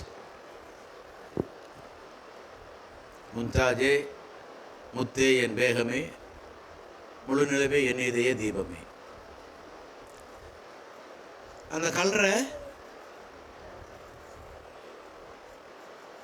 பிரசித்தி பெற்ற கல்லறைகள்.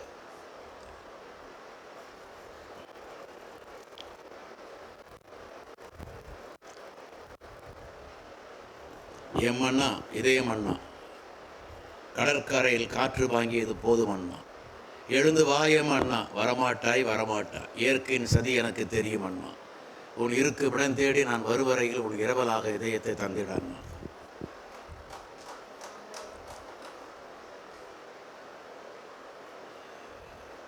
சாலையோரத்திலே வேலையற்றதுகள் உள்ளத்தில் விபரீத எண்ணங்கள் வேந்தியதுதான் காலக்குறி. அண்ணனுக்கு யாருக்கு வரும் இந்த அழகு நடை அறிவியலுடைய கோடு உயர்ந்தது குன்றம் தாழ்ந்தது தமிழக மரகா தலையங்கம் என்றோ இப்படை தோற்கும் எப்படி ஜெயிக்கும். கலைஞர் அண்ணாவுக்கு கடைசி எழுதின இன்னைக்கும் அவங்க கல்லறையெல்லாம் இருக்கு, பர்மனண்டா இருக்கு. ஏன் பர்மனண்டான ஒரு கல்லறை கட்டலன்னா 3 நாள் தான் இருந்தார் டெம்பரரியா. அதில் போய் காசு செலவு பண்ணுறதுக்கு அர்த்தம் இல்லை. இப்படி ஒரு பணக்காரரை பார்த்துருக்கீங்களா? ஆனால் சபைக்கு வரவன் கல்லறை இருக்கான்னு தான் கேட்டு வரான். அவனை என்ன பண்ணலாம்? உங்கள் சர்ச்சைக்கு வந்தால் என் பிள்ளைக்கெல்லாம் கல்யாணம் பண்ண வைப்பீங்களா? கல்லறை கடை. ஆமாம், ஒரு சிந்து வச்சுக்கிட்டு ஓம் சுக்லாபிரதம் ஹோம் திரு ஹரே ஹரே ஹோம் பண்ணுற இதே எங்களுக்கு வேலை.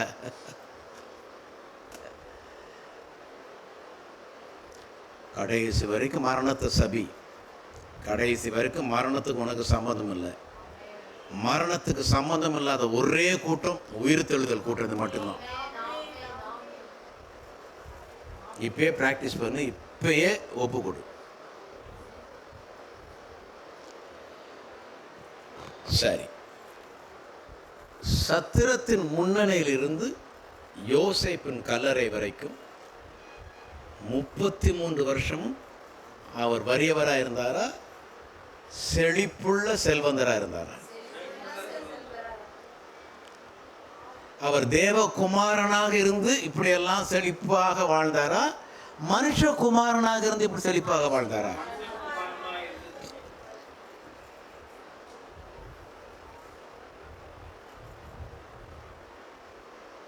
மனுஷகுமாரன். ஏன்? நீ யாரு, நான் யாரு? தேவகுமாரனா இருந்து இப்படி வாழ்ந்தாரா? டே, நான் தேவன் அவதாரம், நீங்களாம் மனுஷன் பொத்திக்கிட்டு இருக்கும். புரியுதா? இப்படியே ஜாலரா அடிச்சு போயிட்டே இருக்கணும். நான் ஏன் மனுஷகுமாரனா இருந்து இப்படி வாழ்ந்தேன்னா, மனுஷர்கள் டிசைனு இப்படி செல்வத்தில் வாழ்வது தான்.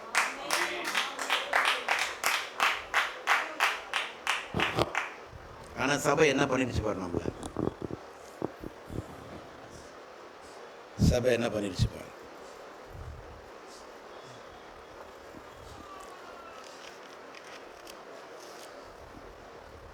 ரொம்ப சீரியஸாக எடுத்துக்கங்க இந்த மெசேஜை, ரொம்ப சீரியஸாக எடுத்துக்கங்க. நம்ம கடன் வாங்கிட்டே எல்லாம் பொழப்பு ஓட்டக்கூடாது. பஜாஜில் லோன் தரான், அங்கே லோன் தரான்னு கடன் கொடுத்தவன் கடன் வாங்கினவன் கடன் கொடுத்தவனுக்கு அடிமை. நம்ம லோனில் கூப்பிட்ற வரைக்கும் நம்மகிட்ட சார் கவனிச்சிருக்கீங்களா? வானங்க என்ன பண்ணுவான், ஏன் என்ன அப்படிமான்னு பார்த்தீங்களா? உயிர் போகிற மாதிரி இருக்கும். தேவையா இது நமக்கு?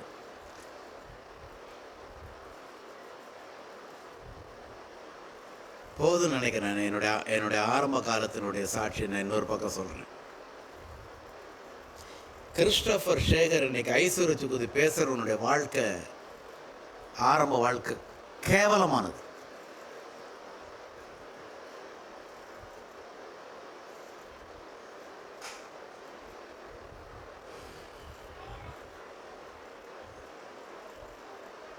அதுவும் இந்த பெந்தகோஸ் ஊழியக்காரனை வந்து செஞ்சிட்டோன்னா, ஆகவே தான் இயேசு பிச்சைக்காரனை அவனை அலைபட மாட்டார். ஏன் ஒன்று புள்ளன்னு அவன் பிதா நேர்ந்துட்டார்னா, உடைய பரிசுத்தத்தை மட்டும் இல்லை, விசுவாசத்தில் மட்டும் இல்லை, வல்லமையில் மட்டும் இல்லை, பணத்திலையும் நீடித்த ஆயுசுலையும் கூட அவனை கைவிட மாட்டார்.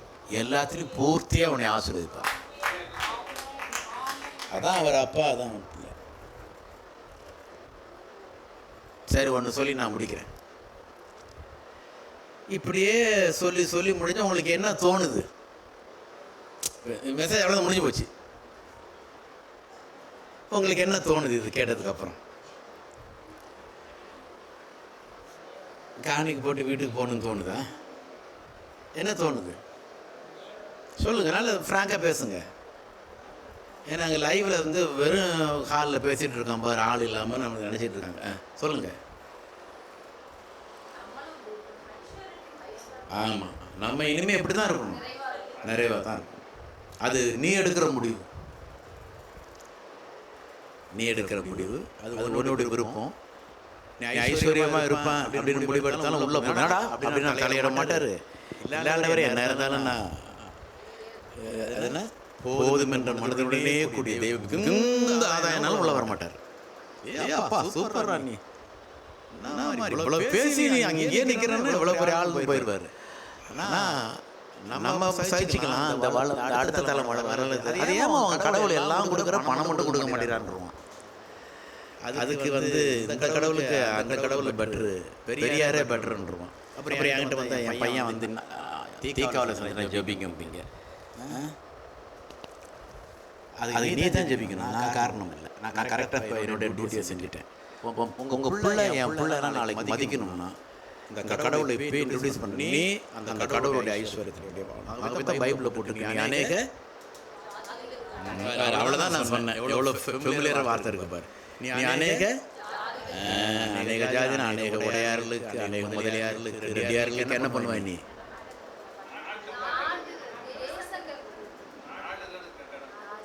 இப்போ நிலைமை என்ன? ஒரு ஜாதி கிட்ட நம்ம கடை வாங்க, எல்லா ஜாதின்னு ஊரை சுற்றி கடனாக இருக்குது. நீ ஜாதின்னா அது நேஷன்ஸ், இண்டிவிஜுவலான ஒரு ஆளை பார்த்து உபாகமம் சொல்லுது.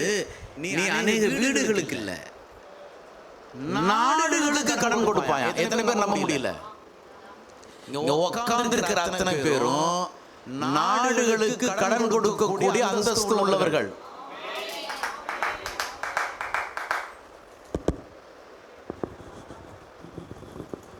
Praise God.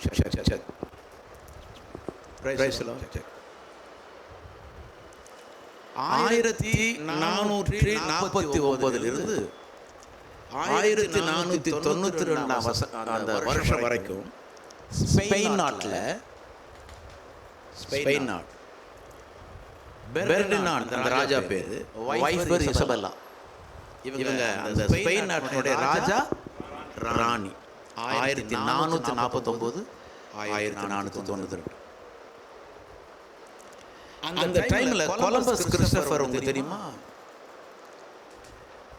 அவர் தான் அமெரிக்கா கண்டுபிடிச்சவர்னு சொல்லிட்டு இருப்போம். அவர் ஸ்பெயின்லேருந்து புறப்பட்டு மேற்கு நோக்கி போய் இந்தியாவுக்கு வரணும்னு அவர் பிளான் பண்ணார். அப்படி போயிட்டு வரேன்னாரு. பயங்கர அதுக்கு பொருள் செலவாகும். அந்த கிறிஸ்டோபர் கொலம்பஸுக்கு இப்படி ஒரு பெரிய வாயேஜுக்கு வந்து பொருளை பணத்தை கொடுத்தது இசபெல்லா இல்லை, பெர்னார்ட்ஸ் இல்லை, ஸ்பெயின் கவர்மெண்ட் இல்லை, யூத சில குடும்பங்கள் கொலம்பஸுக்கு பணத்தை கொடுத்து அனுப்பி வைத்தார்கள். அந்த குடும்பத்தின் மீது இசபெல்லாவுக்கும் பெர்னார்டுக்கும் எவ்வளவு பெரிய மரியாதை இருக்கும். ஒரு அரசாங்கம் செய்ய முடியாத தொகையை ஒரு 2-3 ஃபேமிலி செஞ்சான். நீ அநேக நீ ஸ்பெயின் நாட்டுக்கு கடன் கொடுப்பாய், நீ கடன் வாங்க போவதில்லை. சும்மா இல்லைங்க வாக்குத்தத்தம், ஏதோ வளர்விட்டு போகல கர்த்தர். அவரெல்லாம் அப்படி நம்ம தான் வளருவோம். அவர் என்ன சாத்தியமோ அதுதான் வாக்குத்தத்தமாக கொடுப்பார். 1992 வருஷம் மார்ச் மாதம் 30ஆம் தேதி லண்டனில் டைம்ஸ் மேகசின் பத்திரிகையில் ஒரு நியூஸ் வருது. அது என்னன்னா 1492 திடீர்னு ஒரு ஜிஓ பாஸ் பண்ணாங்க. அது என்னன்னா, இந்த ஸ்பெயின் நாட்டில் செதறி கிடக்கிற யூதர்கள் எல்லாம் கிளம்பி அவங்க தாய்நாட்டு போயிருந்தாங்க, யாரும் இருக்கக்கூடாதுன்றாங்க. உடனே இந்த இசபெல்லாவுக்கும் யாரு பெர்னார்டுக்கும் டான் ஐசக் ஆப்ரபால் அப்படின்னு ஒருத்தர், ஒரு இண்டிவிஜுவல் யூதன், அந்த கவர்மெண்ட் ஆர்டரையே கேன்சல் பண்ணக்கூடிய பெரும் தொகையை ஒரு யூதன் கொடுத்தான். உடனே அந்த ஸ்பெயின் நாட்டில் எந்த யூதர்களும் போக வேண்டாம், இங்கே தங்குங்கன்ட்டான். இன்னைக்கு இருக்கிற கவர்மெண்ட்ல ஏதோ மைனாரிட்டி, முஸ்லீம் மைனாரிட்டி, கிறிஸ்தவர்களுக்கு ஒரு பெரிய அச்சுறுத்தல் அப்படின்னா, இவ்வளோ வாய்க்கிலேயே பேசுகிற நாங்களோ லீடர்ஸோ யாராச்சும் ஒருத்தர் இவ்வளவு பணம் உள்ளவங்களா இருந்து சென்ட்ரல் கவர்மெண்ட்ல கேபினெட்ல இருந்தாங்கன்னா அவங்க பணம் கொடுத்து அப்படி பேசுவாங்க? கிளிய பேசுறீ இல்ல, இது தப்பு, அந்த உபதேசம் தப்பு.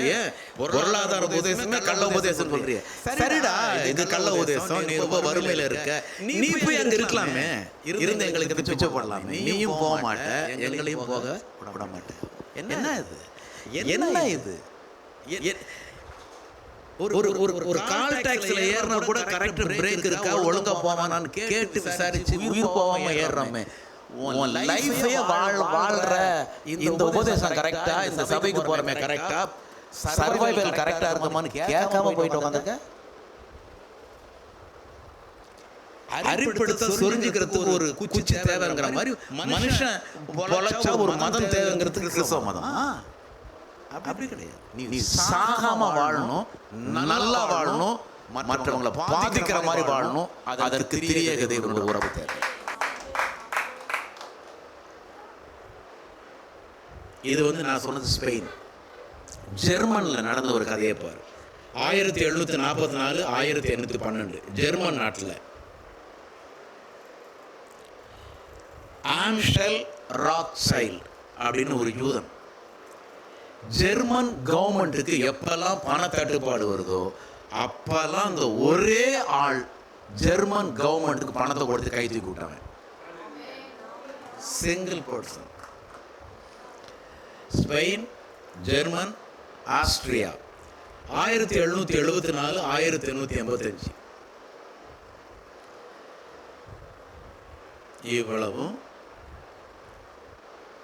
என் குடும்ப சூழல்ல இவ்வளவு தெளிவா, இவ்வளவு அலசி ஆராய்ஞ்சு மெடிடேட் பண்ணக்கூடிய சூழல் இல்லாத சூழலில் இருந்து செய்கிற ஊழியம்.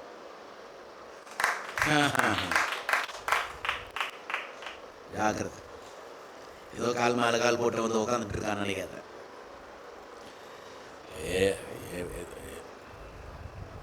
நீ மட்டும் ஒழுங்கா அவரோடு இரு. எது வேணாலும் எப்படி வேணாலும் இருக்கலாம், வலிக்கும், எல்லாம் செய்யும். அப்பாவை மட்டும் கட்டி ஹக் பண்ணிக்க. மவனை மாற்றுவாருடா, உலகத்தையே மாற்றுவார் உனக்காக. இஸ்ரவேலே, நான் உன்னை மறந்தால் என் வலதுகையின் தொழிலை மறப்பதா. சிருஷ்டிக்கிற தொழிலே மறந்துடுவார், உன்னை மறந்துட்டார். அப்படிப்பட்ட அப்பா அவர், அப்படிப்பட்ட அப்பா. இப்போ அவர் ஹக் பண்ணி கிஸ் பண்றேன். நல்ல டேடி, நல்ல டேடி. ஆஸ்திரியாவில் சாலமன் மேயர் 1774 1885 ஆஸ்திரியா நாட்டினுடைய முதல் ஃபர்ஸ்ட் ரயில்வே இருப்பு பாதை இப்போதான் போடுறாங்க. அதுக்கு முழு நாடு முழுக்க இருப்பு பாதை போடுறதுக்கு இந்த சாலமன் மேயர் மட்டும் பொருள் உதவி பண்ணியிருக்காரு கவர்மெண்ட். என்ன மாதிரி அந்த காலத்தில் நீ அநேக ஜாதிகள் கடன் கொடுப்பாய், கடன் வாங்க மாட்டாய்ன்னு சொன்ன வார்த்தை இதெல்லாம் உனக்கு தெரியாது. ஆனால் இதெல்லாம் ரெக்கார்டு பூர்வமான பேசிட்டு உட்காந்துருக்கேன். நீ எப்போ வேணாலும் எடுத்து நீ பார்க்கலாம், ஹிஸ்ட்ரியில் இது இருக்கும். அது ஸ்பெயின், ஜெர்மன், ஆஸ்திரியா, பிரான்ஸ் 1792 1868. இதுலேயும் ஜேக்கப்னு ஒருத்தர் ஃபர்ஸ்ட் தரம் இருப்பு பதப்பட்டவர். Britain 1808 1879 Lionel Rothschild. நான் சொல்கிறதெல்லாம் கிட்டத்தட்ட அப்பா பையன் பேரன் அவங்க குரூப் வருது. சூயஸ் கால்வாய் கேள்விப்பட்டிருக்கீங்களா? சூயஸ் கால்வாயை முதல் தடவை டிசைன் பண்ணி அதை ஸ்கெட்ச் பண்ணி போட்டுறாங்க.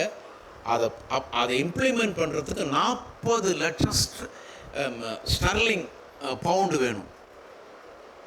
பிரிட்டனில் 4 ஹவர்ஸுக்குள்ள 40 lakhs இந்த ஸ்டர்லிங் பவுண்டை ரெடி பண்ணி கொடுத்தவர் லயோனல் ராத்சைல்ட், ஒரு யூதன்.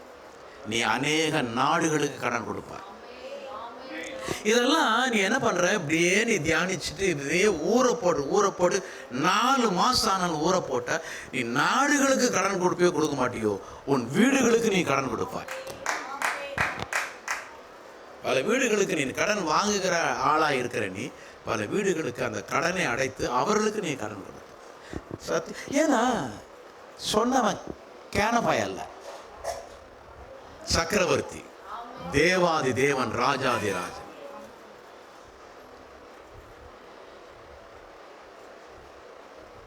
ஸ்கூல்ஸ், ஹாஸ்பிட்டல், காலேஜஸ், சேரிட்டி இங்கிலாந்தில் கொடி கட்டி பறந்துச்சு.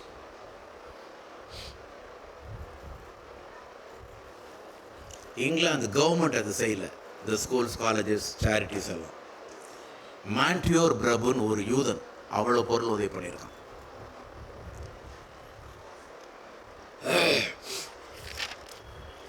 ஆ 1832 லண்டன் வார் ஃபார் ஃபேமிலின்னு ஒரு யூதன். அமெரிக்காவில் 1847 ஜேக்கப் ஹென்ரின்னு ஒரு யூதன். ரஷ்யாவில் பாரன் ஹரோஸ். பட்டியல் நின்றுட்டே இருக்கு. உபாகமத்தில் அநேக ஜாதிகளுக்கு கடன் கொடுப்பாய், நீ கடன் வாங்க மாட்டாங்கிறதுக்கு அவ்வளவு சரித்திரபூர்வமான டாக்குமெண்ட்.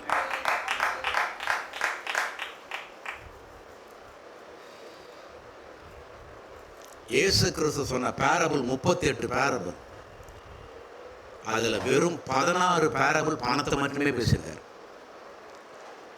4 காஸ்பல்ல 288 வசனங்கள். 288 வசனம் அவ்வளோதான் இல்லை, 288 வசனங்கள் இயேசு பணத்தை பற்றியே பேசியிருக்கிறார். புதிய ஏற்பாட்டில் 215 வசனம் விசுவாசத்தை குறித்து பேசியிருக்காரு. புதிய ஏற்பாட்டில் 218 வசனங்கள் ரட்சிப்பை குறித்து பேசியிருக்காங்க. 2084 வசனங்கள் பணத்தை குறித்து பேசப்பட்டிருக்கு.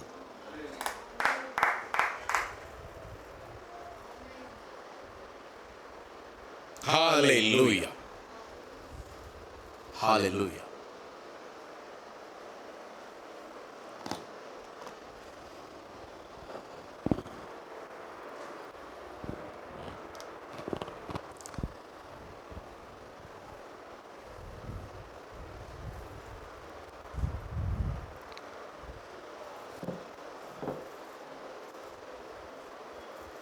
இல்லை மேலே போயிடுறேன். சரியா இருக்கா?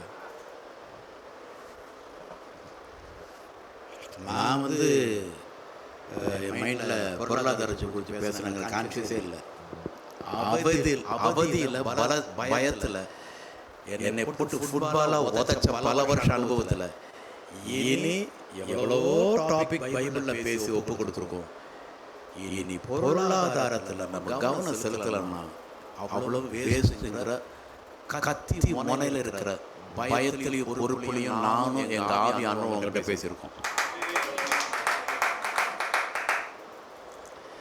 உறவு கூட மதிக்காது. இன்னைக்கெல்லாம் உங்களை மதிக்கிறது ஏதோ ஒரு அசட் உங்களுக்குள்ள இருக்குது, ஏதோ ஒரு பணம் இருக்குதா மற்றவங்க நம்புகிறாங்க. அது இல்லாத மாதிரி கொஞ்சம் ஆக்ட் பண்ணி பாருங்களேன், தலை சுற்றிடும். இவங்களா நம்மள ஓரம் காட்டுறாங்க. அவங்க மேலே தப்பு இல்லை, உலகமே அப்படி எல்லாம் செல்ஃபிஷ். யாருங்க உண்மை உண்மை அன்புக்கு எங்க இடம் இருக்கு? எல்லாம் நடிக்கிறதுக்கும் செயற்கைக்கும் அதுக்கு தானேங்க மனுஷன். உண்மையான அன்பெல்லாம் யாரு? அதெல்லாம் ஆனால் உண்மையான அன்பு தான் சாபமாக இருக்கும். பெண்டிகாஸ் மதம், அதாவது பணம் உன்னை கெடுத்துரும், ஏழ்மை தான் கர்த்தர் விரும்புறது. அடுத்து 1008 வசனம் அது காமிச்சு சொல்கிற மதத்திலிருந்து நீ வெளியில் வரலன்னா, அல்லது நீ வெளியே வந்த மாதிரி என் ஊழியத்தில் உட்காந்துருந்து இன்னும் இல்லை இவர் பேசுறதுலாம் தப்பு, ஏழ்மை தான் கரெக்டு நீ நம்பினாலும் நான் இப்பயே ஒரு வார்ன் பண்ணிடுறேன், வெகு சீக்கிரம் நீ ஒரு பெரிய ஏமாற்றத்துக்குள்ளே போயிருக்கேன். அந்த மாதிரி காயப்படக்கூடாது, அந்த மாதிரி வரக்கூடாது. ஒன்று நம்ம வாசம் முடிச்சிடலாம். 1 தீமோத்தேயு 6ஆம் அதிகாரம்,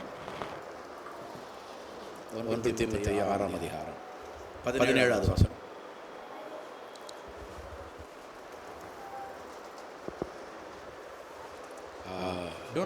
அதில் பார், பேஷன். 1 தீமோத்தேயு 6:17 தமிழில் வாசிங்க ஒருத்தர்.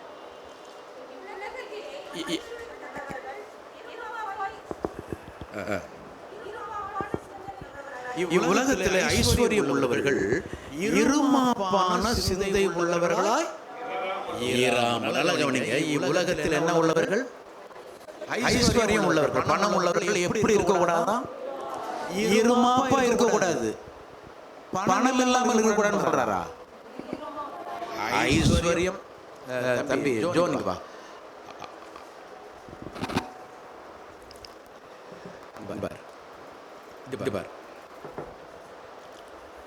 ஐஸ்வர்யம் உள்ளவர்கள், இவரை விட்டு ஐஸ்வர்யம் இருக்கு. இருமாப்பா இராமல், இருமாப்பா இல்ல, இருமாப்பா இருக்காதீங்கன்றாரு. எது இருக்காதீங்கன்னு சொல்றாரு? இருமாப்பு இருக்கு, எது இருக்குன்னு அனுமதிக்கிறாரு. ஆனா இங்கே தப்பு பண்ணிடுறாங்க. அந்த ஐஸ்வர்யம் உள்ளவர்கள் இருமாப்பா இராத இருக்காங்க, எப்படி தான் போயிருது? ஐஸ்வர்யம் இல்லாமல் அப்படி போயிருது. அப்படி கேட்டு கேட்டு கேட்டு வாசிமா பார். நிலையற்ற ஐஸ்வர்யத்தினுடைய இயல்பு என்ன? அது நிலையற்றது என்ன? ஒரு 50,000 வச்சிருக்கீங்க, ஒரு மோதிரம் வாங்கிடுறீங்க. இப்போ 50,000 இல்லை, இது ஆயிடுச்சு. ஒரு மோதிரத்தை போய் அடகு வச்சிருக்கீங்க, அது என்ன ஆயிடுச்சு? 2 வீலர் ஆயிடுச்சு. அந்த இதில் நிலையற்ற ஐஸ்வர்யம். ஒருத்தர் தான் கை தட்டுவான். நிலையற்ற நம்பிக்கை வையாமலும். தங்களே இதுதானே நான் கடைசியில் நான் முடிச்சிடு எல்லாம் என்ன பாருங்கம்மா, அவங்க கெட்ட வார்த்தை நினச்சிட்டு சங்கோதர வாசிப்பா பாப்பா. நாம் இல்லை, சில பைபிள் வேற மாதிரி போட்டிருக்கேன் நினைக்கிறேன். வாசிங்க. இல்லை உங்க பைபிள் எப்படி போட்டிருக்கு? ராணி உங்க பைபிள் எப்படி போட்டிருக்கு? அதெல்லாம் எல்லாம் சொல்லுங்க. இல்லை அது கீழே முடிஞ்சு சொல்லுவாங்க, என்னை பற்றி சொல்லுங்க. என்ன அந்த வார்த்தை? இல்லை எனக்கு காலம் ஒழுவில்லை. அனுபவி ராஜா அனுபவி. ஏன் நான் ஏன் சொல்றேன்? சில பேர் நம்மள 90% இந்த ஆமா இந்த அனுபவிக்கிறது கூட பாவம்னு சொல்லிருக்காங்க. அவங்க பிரியாணி சாப்பிட்டாலும் கோழி மேல லோக்கலுக்கு உள்ள போட்டுருவான், ரசிச்சு சாப்பிட மாட்டான். ஆமா சட்டை போட்டாலும் அது நல்லா இருக்கு சட்டை, ஒன்று கத்துருக்கு தோத்துரும் எல்லாம் அவருக்கும் மகிமை. அப்படியே போட்டு வந்த ரொம்ப சீன் காட்டுவானுங்க. ஏய், கர்த்தருடைய இருதயம் என்ன தெரியுமா? நீ ஒண்ணு அனுபவிக்கணும். இருட்ட பாரு, திரும்பி பாரு அந்த பக்கம், என்ன முழிப்பார் பேருந்து வந்து உட்காந்துருக்காங்க. ஏன் உனக்கு வாழ்க்கை போர் அடிக்குதுமா? உன் வாழ்க்கை நீ என்ன பண்ணவே இல்லை. நம்ம ஒண்ணு என்ன பண்றோம்? அனுபவிக்கிறோம். ஒண்ணு ஊட்டி கொடைக்கானல் போயிடலாம். ஓ வீட்டு அனுபவி. எத்தனை வீட்டுக்கு மொட்டை மாடி இருக்கு? கை தூக்குற வீட்டுல மொட்டை மாடி. எத்தனை வீட்டுல ஃபோல்டிங் காட் இருக்கு? சரி, நல்ல காட்டு யார வீட்டுல இருக்கு. எத்தனை பேர் அந்த கட்டில் மொட்டை மாடல போட்டு பப்பரக்கான மேலே பார்த்து ராத்திரி நேரத்தில் நட்சத்திரத்தெல்லாம் எண்ணி ரசிங்க, கை தூங்க. ரசிச்சிருக்கோம். இப்போ இங்கேயும் எப்படி படுத்துக்காம நல்லா என்ஜாய் பண்ணு. இது ஒரு சர்ச்சு, என்ஜாய். இப்படி இருக்கிற பிள்ளை தான் சபையை விட்டு வேற மாதிரி ஆட் பண்ணிடுறோம் நம்ம. இந்த பிள்ளையை போல சிறு பிள்ளை ஆக விட்டால் தேவனுடைய ராஜ்யத்தை போய் சொல்ல முடியாது. என்ஜாய். புரியுதா புரியலையா? ஏன்னா நைட்டு தண்ணி ஊற்றி போய் படுத்துறோம். அந்த லைட்டால் கொஞ்சம் தயிரை போட்டு நல்லா கையில் பசைஞ்சு அதை மூடி வச்சுக்கிட்டு காலம் கத்தால இருந்துச்சு. அப்படியே ஒரு சின்ன சில்வரில் பிளேட்டில் கொஞ்சம் சைடில் கட்டி இருக்கணும், கும்பா மாதிரி. அதில் போட்டு பச்சை வெங்காயத்தால நல்லா போட்டு ஒரு 2-3 பச்சை மிளகா போட்டு அப்படி தலை எடுத்து குடிச்சு அப்படி இருந்து என்ன இப்போ செயல போய் நூடுல்ஸ் விட நல்லா இருக்கும். இது வீட்டில் இருக்கிற அனுபவி. அதே மாதிரி மொட்டை மாடல எத்தனை பேர்னு உட்காந்துருக்கு பாரு அப்படியே.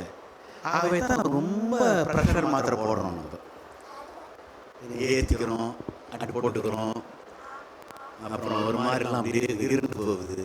ஏய், ரொம்ப நாளெலாம் இதெல்லாம் ஆட முடியாதுடா. கர்த்தர் கொடுத்த நல்ல மனசோட பராக்கு பார்க்காம முதலை ஆண்டவே எனக்கு ஒரு சொந்த வீடு, எனக்கு ஒரு மாடி வீடு, 4 பெட்ரூம் 8 பெட்ரூம், என்ன லாட்ஜ் வைக்க போற? முதல்ல உனக்கு ஒரு பெட்ரூம் வீடு இருக்கா இல்லையா? வாடகை வீடாக இருந்தாலும் அது உள்ள போனால் கடங்கு மாதிரி சதுரி கிடக்கல. எத்தனையோ நாளில் தொலைஞ்சு போன ஒரு புள்ள அது கீழே கிடக்குதா இல்லையா?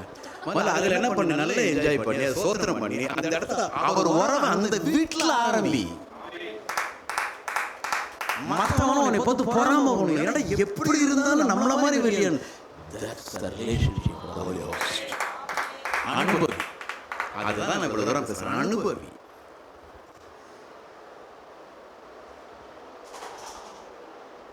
புல்லட் மேல அந்த டிவி வீடியோ இருக்குல்ல, அது அனுபவிங்க. புல்லட் கூட பெட்ரோல் போட்டு கட்டுப்பிடியாம இதை இன்னைக்கு போட்டினா அடுத்த வாரம் போட்டா போறோம். எந்த டிராஃபிக்லையும் நிற்க வேண்டாம், சின்ன கேப்லயே நுழைஞ்சு போட்டு போய் சேர்ந்துடலாம். உன்னுடைய வாழ்க்கையில் நீ சந்தோஷப்படக்கூடிய நிறைய தருணங்களை வேற மாதிரி டைவர்ட் பண்ணதுனால நீ அதை அனுபவிக்காம போறதுனால நீ கர்த்தர் மேல குறப்பட்டுக்கிற ஆழத்துல ரொம்ப ஆச்சரியமா இருக்கு. இங்க எத்தனை பேரு நிறைய மக்களோட கோவப்பட்டவங்க யாருன்னு கை தூக்கத்தை விட நீங்க கர்த்தர் மேல கோவம்லாம் நிறைய பேர் இங்க இருக்கீங்க. ஆனா வெளியே காமிக்க மாட்டேங்கிறீங்க. அவர் உங்களுடைய விருப்பத்தை நிறைவேற்றல, கூப்பிட்டப்பல வரலன்னு கோபத்தை உட்காந்துருக்கீங்க. சும்மா ஒரு சடங்காச்சாரத்து இல்ல கடவுள் மேல இருக்கிற கோபம் உனக்கு இல்லைன்னா நான் பேசுற இதெல்லாம் நீ என்ஜாய் பண்ணுவேன்.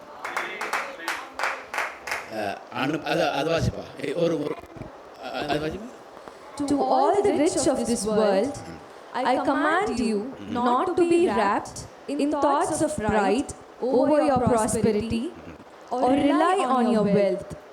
For your riches are unreliable and nothing compared to the living God. Trust instead in the one who has lavished upon us all good things, fulfilling our every need. Enjoy word varudha. Adu James Ocean NKG New King James Ocean. நல்ல கவனி. இன்னைக்கு நான் ஒரு என்னோட சாட்சி நான் சொல்றேன். மற்ற ஊழியர் மாதிரி எனக்கு சொந்த பில்டிங் இல்லையா இருக்கு, லீபல் உள்ள ஒரு ஓகே. பட் அது பில்டிங் என்ன பண்ணல, மாறல. இதுவும் கூட நமக்கு சொந்தமா ஒரு இடம் இல்லை. நான் சொந்த வீடு எனக்கு என்ன பண்ணல இல்லை. நான் மற்ற ஊழியர்கள் பெரிய பெரிய கன்வென்ஷன் அதெல்லாம் ஒன்றும் கிடையாது. இந்த ஞாயிற்றுக்கிழமை மட்டும் அடுத்த ஞாயிற்றுக்கிழமை தான், ஓகேவா? அதே மாதிரி ஃபைனான்ஷியல் அக்கா எங்களுடைய சேலஞ்ச் தம்பியெல்லாம் இன்னைக்கு பிஹெச்எல்ல போய் ஒர்ஷிப் பண்ணுறோன்னா போக முடியல இன்னைக்கே. ஆக எப்படி எல்லாம், அதாவது எப்போ இந்த கரண்ட் இது ஆரம்பிச்சோமோ, எப்போ சத்துரு பாதத்துக்கு கீழ்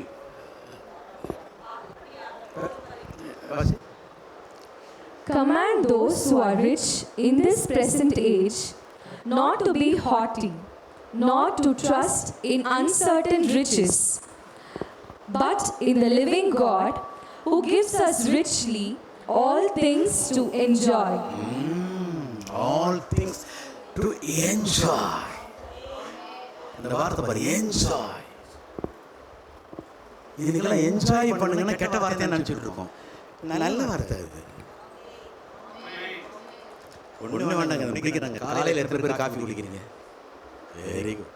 சூடாக பிடிச்சா பிடிக்குமா இல்லை ஆறுனா பிடிக்குமா? நான் தானே சூடாக இருக்கும். எவ்வளோ நேரத்தில் கீழே வச்சுருக்கீங்க வாங்கி? சூட வேணுமா? 2 நிமிஷத்தில் கீழே வச்சிடறாங்களா? நல்ல ஒரு வெள்ளை பீங்கான் கப்பில் ரோஸ் கலர் போட்டிருக்கணும், பிரிண்டட். அதில் விளிம்பு வழியக்கூடாது. 1 மில்லிமீட்டர் உள்ள டீயோ காஃபி இருக்கணும். அது 2 கையில் பிடிக்கணும். அந்த வெதுவெதுப்பை 2 கையும் அனுபவிக்கணும். ரிலாக்ஸாக உக்காந்து ஒரு சிப்பு சாப்பிட்டுட்டு அப்படியே பெருமூச்சு விடணும். அப்படியே ஹாப்பியாக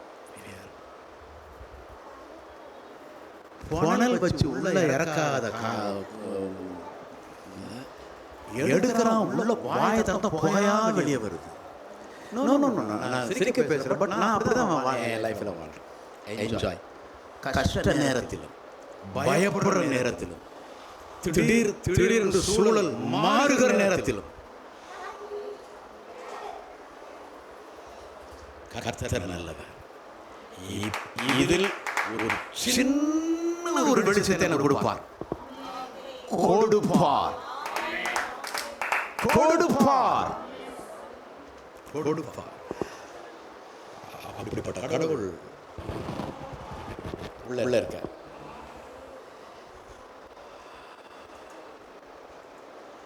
நான் ஒரு புதுசா அனுபவிக்கிறேன்.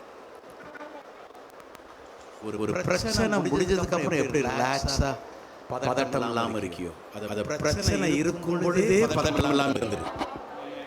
கர்த்தர் பார்த்தார், செஞ்சுட்டார், அப்பவே இருந்துரு. ஓகே,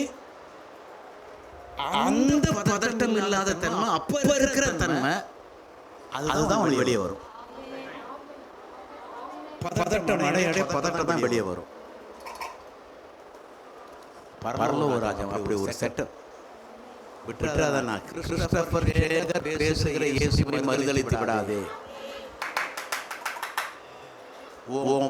சக்திக்கு மீறிய காரியத்தில் காலை எடுத்து அகல கால் வச்சிடாத. ஞானத்தை பெற்றுக்கொள். நீ எதை பெற்றுக்கொண்டாலும் ஞானத்தை சம்பாதி. புதையலை போல தேடு, வெள்ளியை போல தேடு. உன்னை நீ ஞானி என்று எண்ணாதே. நீ போகிற இடமெல்லாம் அவரே நினைத்துக்கொள். அவர் உன் காலை சிக்கலில் இருந்து பாதுகாத்துக் கொள்வார். ஒரே வார்த்தை தானே. முயற்சி பண்ணு.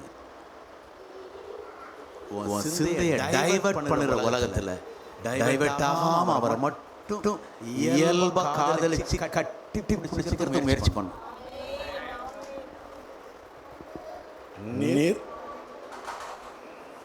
பணம் பேச கூட நான் முடிச்சேன். அநேகர் இந்த பணத்தை பேசும்போது வேற மாதிரி போயிடுறாங்க. பேசி முடியும் போது என்ன தெரியுமா இது எல்லாத்துக்கும்? பணம் பணம் செல்வா கர்த்தர். அது ரொம்ப டேஞ்சர். எப்படி வறுமை டேஞ்சரோ, பணம் தேவசத்தன்னு பேசி பேசி செல்வ செழிப்பிலேயே போயிடுறாங்க பத்தியா, அது டேஞ்சர். ஆமென். என்ன தேவைன்னா, எஜமானன் நீ, உன் பணம் உனக்கு வேலைக்காரன். என்னைக்கு இந்த வேலைக்காரன் உன் எஜமானனாய் மாறுகிறானோ உனக்கு டென்ஷன் ஆரம்பிச்சிருது. அந்த வேலைக்காரனை பரலோக ராஜ்யம் கட்ட நீ நன்றாக இருக்க கர்த்தர் அனுப்பின வேலைக்காரன். நான் தான் அவனுக்கு எஜமானன். அவன் எனக்கு எஜமானன் ஆகக்கூடாது. So this is a revelation. This is a revelation. 9 வரங்கள் இப்பொழுது இறங்குவதாக. ஸ்மரா கிரிபலா சாந்துரு பியாங்க்ரபல துருஷி பிரபியாந்தரலியாந்தரலா கப்ரபலலியாந்துரு ருபாரா பிரில எல்லாம் கண்ண முடாத ரேகா ஷேத்ர பிரபியாங்க்ரபல துருஷி பிரபியாங்க்ரபல ரியா ஷத்ரவி ரேகா பாபா பரலியா குபலுருஷி பிரபியாந்தரலியாந்து. யாருக்கோ ஒருத்தர் வாக்கு கடங்க பெருமிச்சோடு இப்போ நான் பேசின அந்நிய பாஷையில் ஒரு ஒரு ஒரு ஒரு செட் ஆஃப் டங்ஸ் வாக்கு கடங்க பெருமூச்சோடு அவர் ஜெபிக்கிற ஜெபம். யாருக்கு ஃபைனான்ஷியலுக்காக வாக்கு கடங்க பெருமூச்சோடு ஜெபிச்சிருக்கிறார்.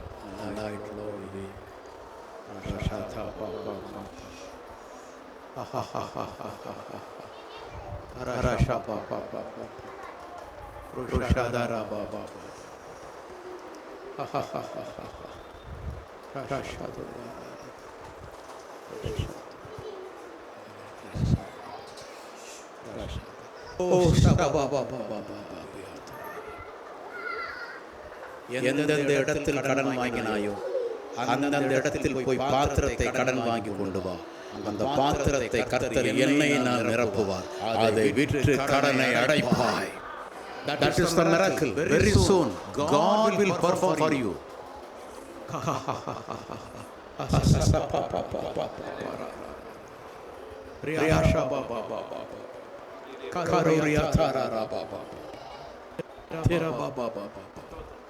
Prophecy. தீர்க்க தரிசன வரம் இறங்குவதற்காக கர்த்தரெல்லாம் சோதரம் பண்ணுங்க. Hallelujah, hallelujah. இந்த நியூ லிபரோன் கிறிஸ்டியன் மினிஸ்ட்ரியை குறித்து, பொருளாதாரத்தை குறித்து கர்த்தர் கொடுக்கிற புதிய தீர்க்க தரிசனத்துக்காக கர்த்தரை மையப்படுத்துங்கள்.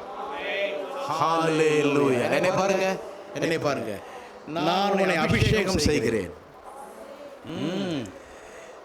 மறைப்படத்தில் இருக்கிற ஒரு பொக்கிஷத்தை இந்த ஊழியத்திற்கு எடுத்து கொடுக்கும் காலம் சமீபத்தில் இருக்கிறது. அதை கொடுக்க கூடாதபடிக்கு சத்துரு போட்ட சகல வெண்கல கதவுகளை உடைத்து இரும்பு தாழ்பாளை முறித்து அவர் எடுத்து கொடுப்பார். ஹalleluya. கரமானி கிரவலரகியாதாரபார ரியா சந்தரபி அங்கரவலனியாசுரரபா. word of knowledge. வடக்கை நோக்கி வைத்திராதே என்று சொல். வடக்கை நோக்கி வைத்திராதே என்று சொல். வடக்கிலிருந்து இந்த ஊழியத்தை கட்ட, இந்த ஊழியத்தை மேம்படுத்த ஒரு புதிய ஆத்மாவை கர்த்தர் இப்பொழுது எழுப்புகிறார். வடக்கை நோக்கி வைத்திராதே, தெற்கை நோக்கி கொடு. நான் 4 திசை பார்த்து கீழ்ப்படிந்து நான் பேசுகிறேன். பரிசுத்த ஆவியானவரே, 4 திசையிலிருந்து பரலோக ராஜ்யத்தை கட்ட செல்வங்கள் புறப்பட்டு வருவதாக இயேசுவின் நாமத்தில்.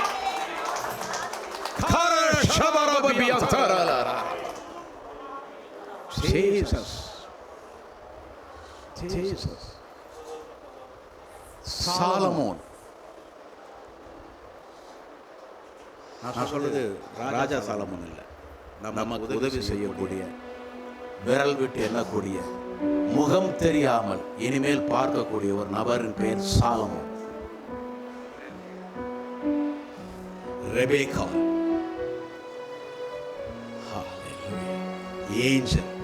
ஏஞ்சல்னா பேர் ஏஞ்சல். இந்த மக்களை கர்த்தர் ஆயத்தமாக வைத்திருக்கிறார். நோக்கம் பணத்தில் விளையாடுவதல்ல, அவர் ராஜ்யம் கட்டப்படுவது.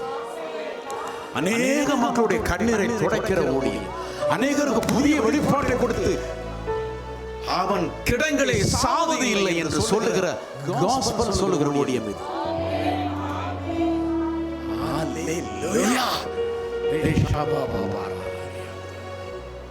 The name of Jesus. எத்தனை பேர் அந்நிய பாஷை பெற்று இருக்கிறவங்க கை தூக்குங்க பார்க்கலாம். நான் உங்களுக்கு ஒரு சின்ன ஆலோசனை சொல்றேன். இன்னைக்கு கூட விட்டுருங்க, முடிஞ்ச நாளையில இருந்து ஒரு நாள் கூட அந்நிய பாஷை பேசாம மிஸ் பண்ணாதீங்க. சரிதானா? முடிஞ்சா என்னுடைய விருப்பம் 24 ஹவர்ஸ்ல மேக்ஸிமம் டைம் கிடைக்கும் போதெல்லாம் பாஷை பேசு. இல்லைன்னா ஒரு நாளைக்கு 10 நிமிஷம் அதில் ஆரம்பி. ரைட்? ஏன் தெரியுமா? 9 வரம்னு பைபிள் போட்டிருக்கு. 8 வரத்தை ஆபரேட் பண்ணக்கூடிய ஒரு தங்க சாவி அந்நிய பாஷை. இப்போ என்னோட முடிஞ்சா ஒரு நிமிஷம் தொடர்ந்து அந்நிய பாஷை பேசுவோம். 1 2 3 ரைட் நவ. ஆவி இறங்கும் போது பேசுறது இல்லை, நீ பேசுவ. இதுக்கெல்லாம் ஆவியெல்லாம் இறங்க வேண்டாம். Touch our trunk.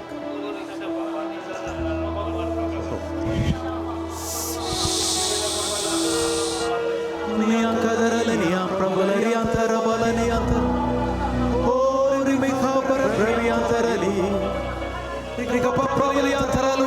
Prabhabia Kravanania Turana. Riarabamia Kravanania Kravaludushi Prabhabia Kravanania. Riababarania Kravaluria Rabalabarabalia Taraba. Oh, Rishababa Mimira Karadia Karabia Turana. Rishantarabia Kravaluria Tarana.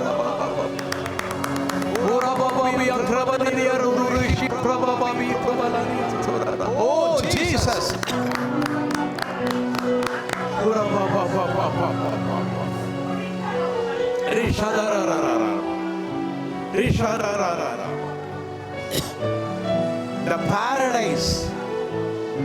The paradise having the many languages. Our Jehovah God has his own language. The Spirit of God also has his own language. The plenty of angels is living in the kingdom of God is having the plenty of language. Even the world having the more languages. இவ்வளோ லாங்குவேஜில் இருந்து ஒரு language எடுத்து நம் ஆவியானவர் பேசுவார்.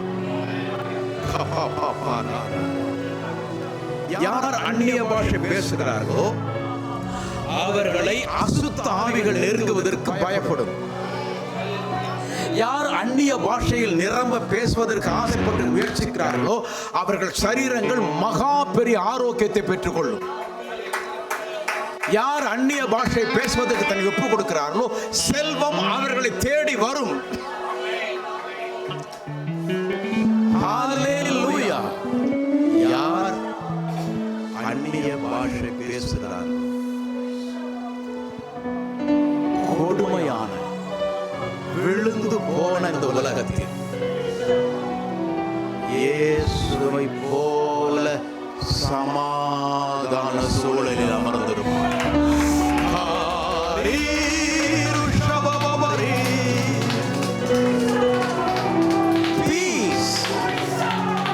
Peace is not a spiritual quality. சமாதானம் என்பது ஒரு குவாலிட்டி அல்ல. Peace is the spiritual weapons.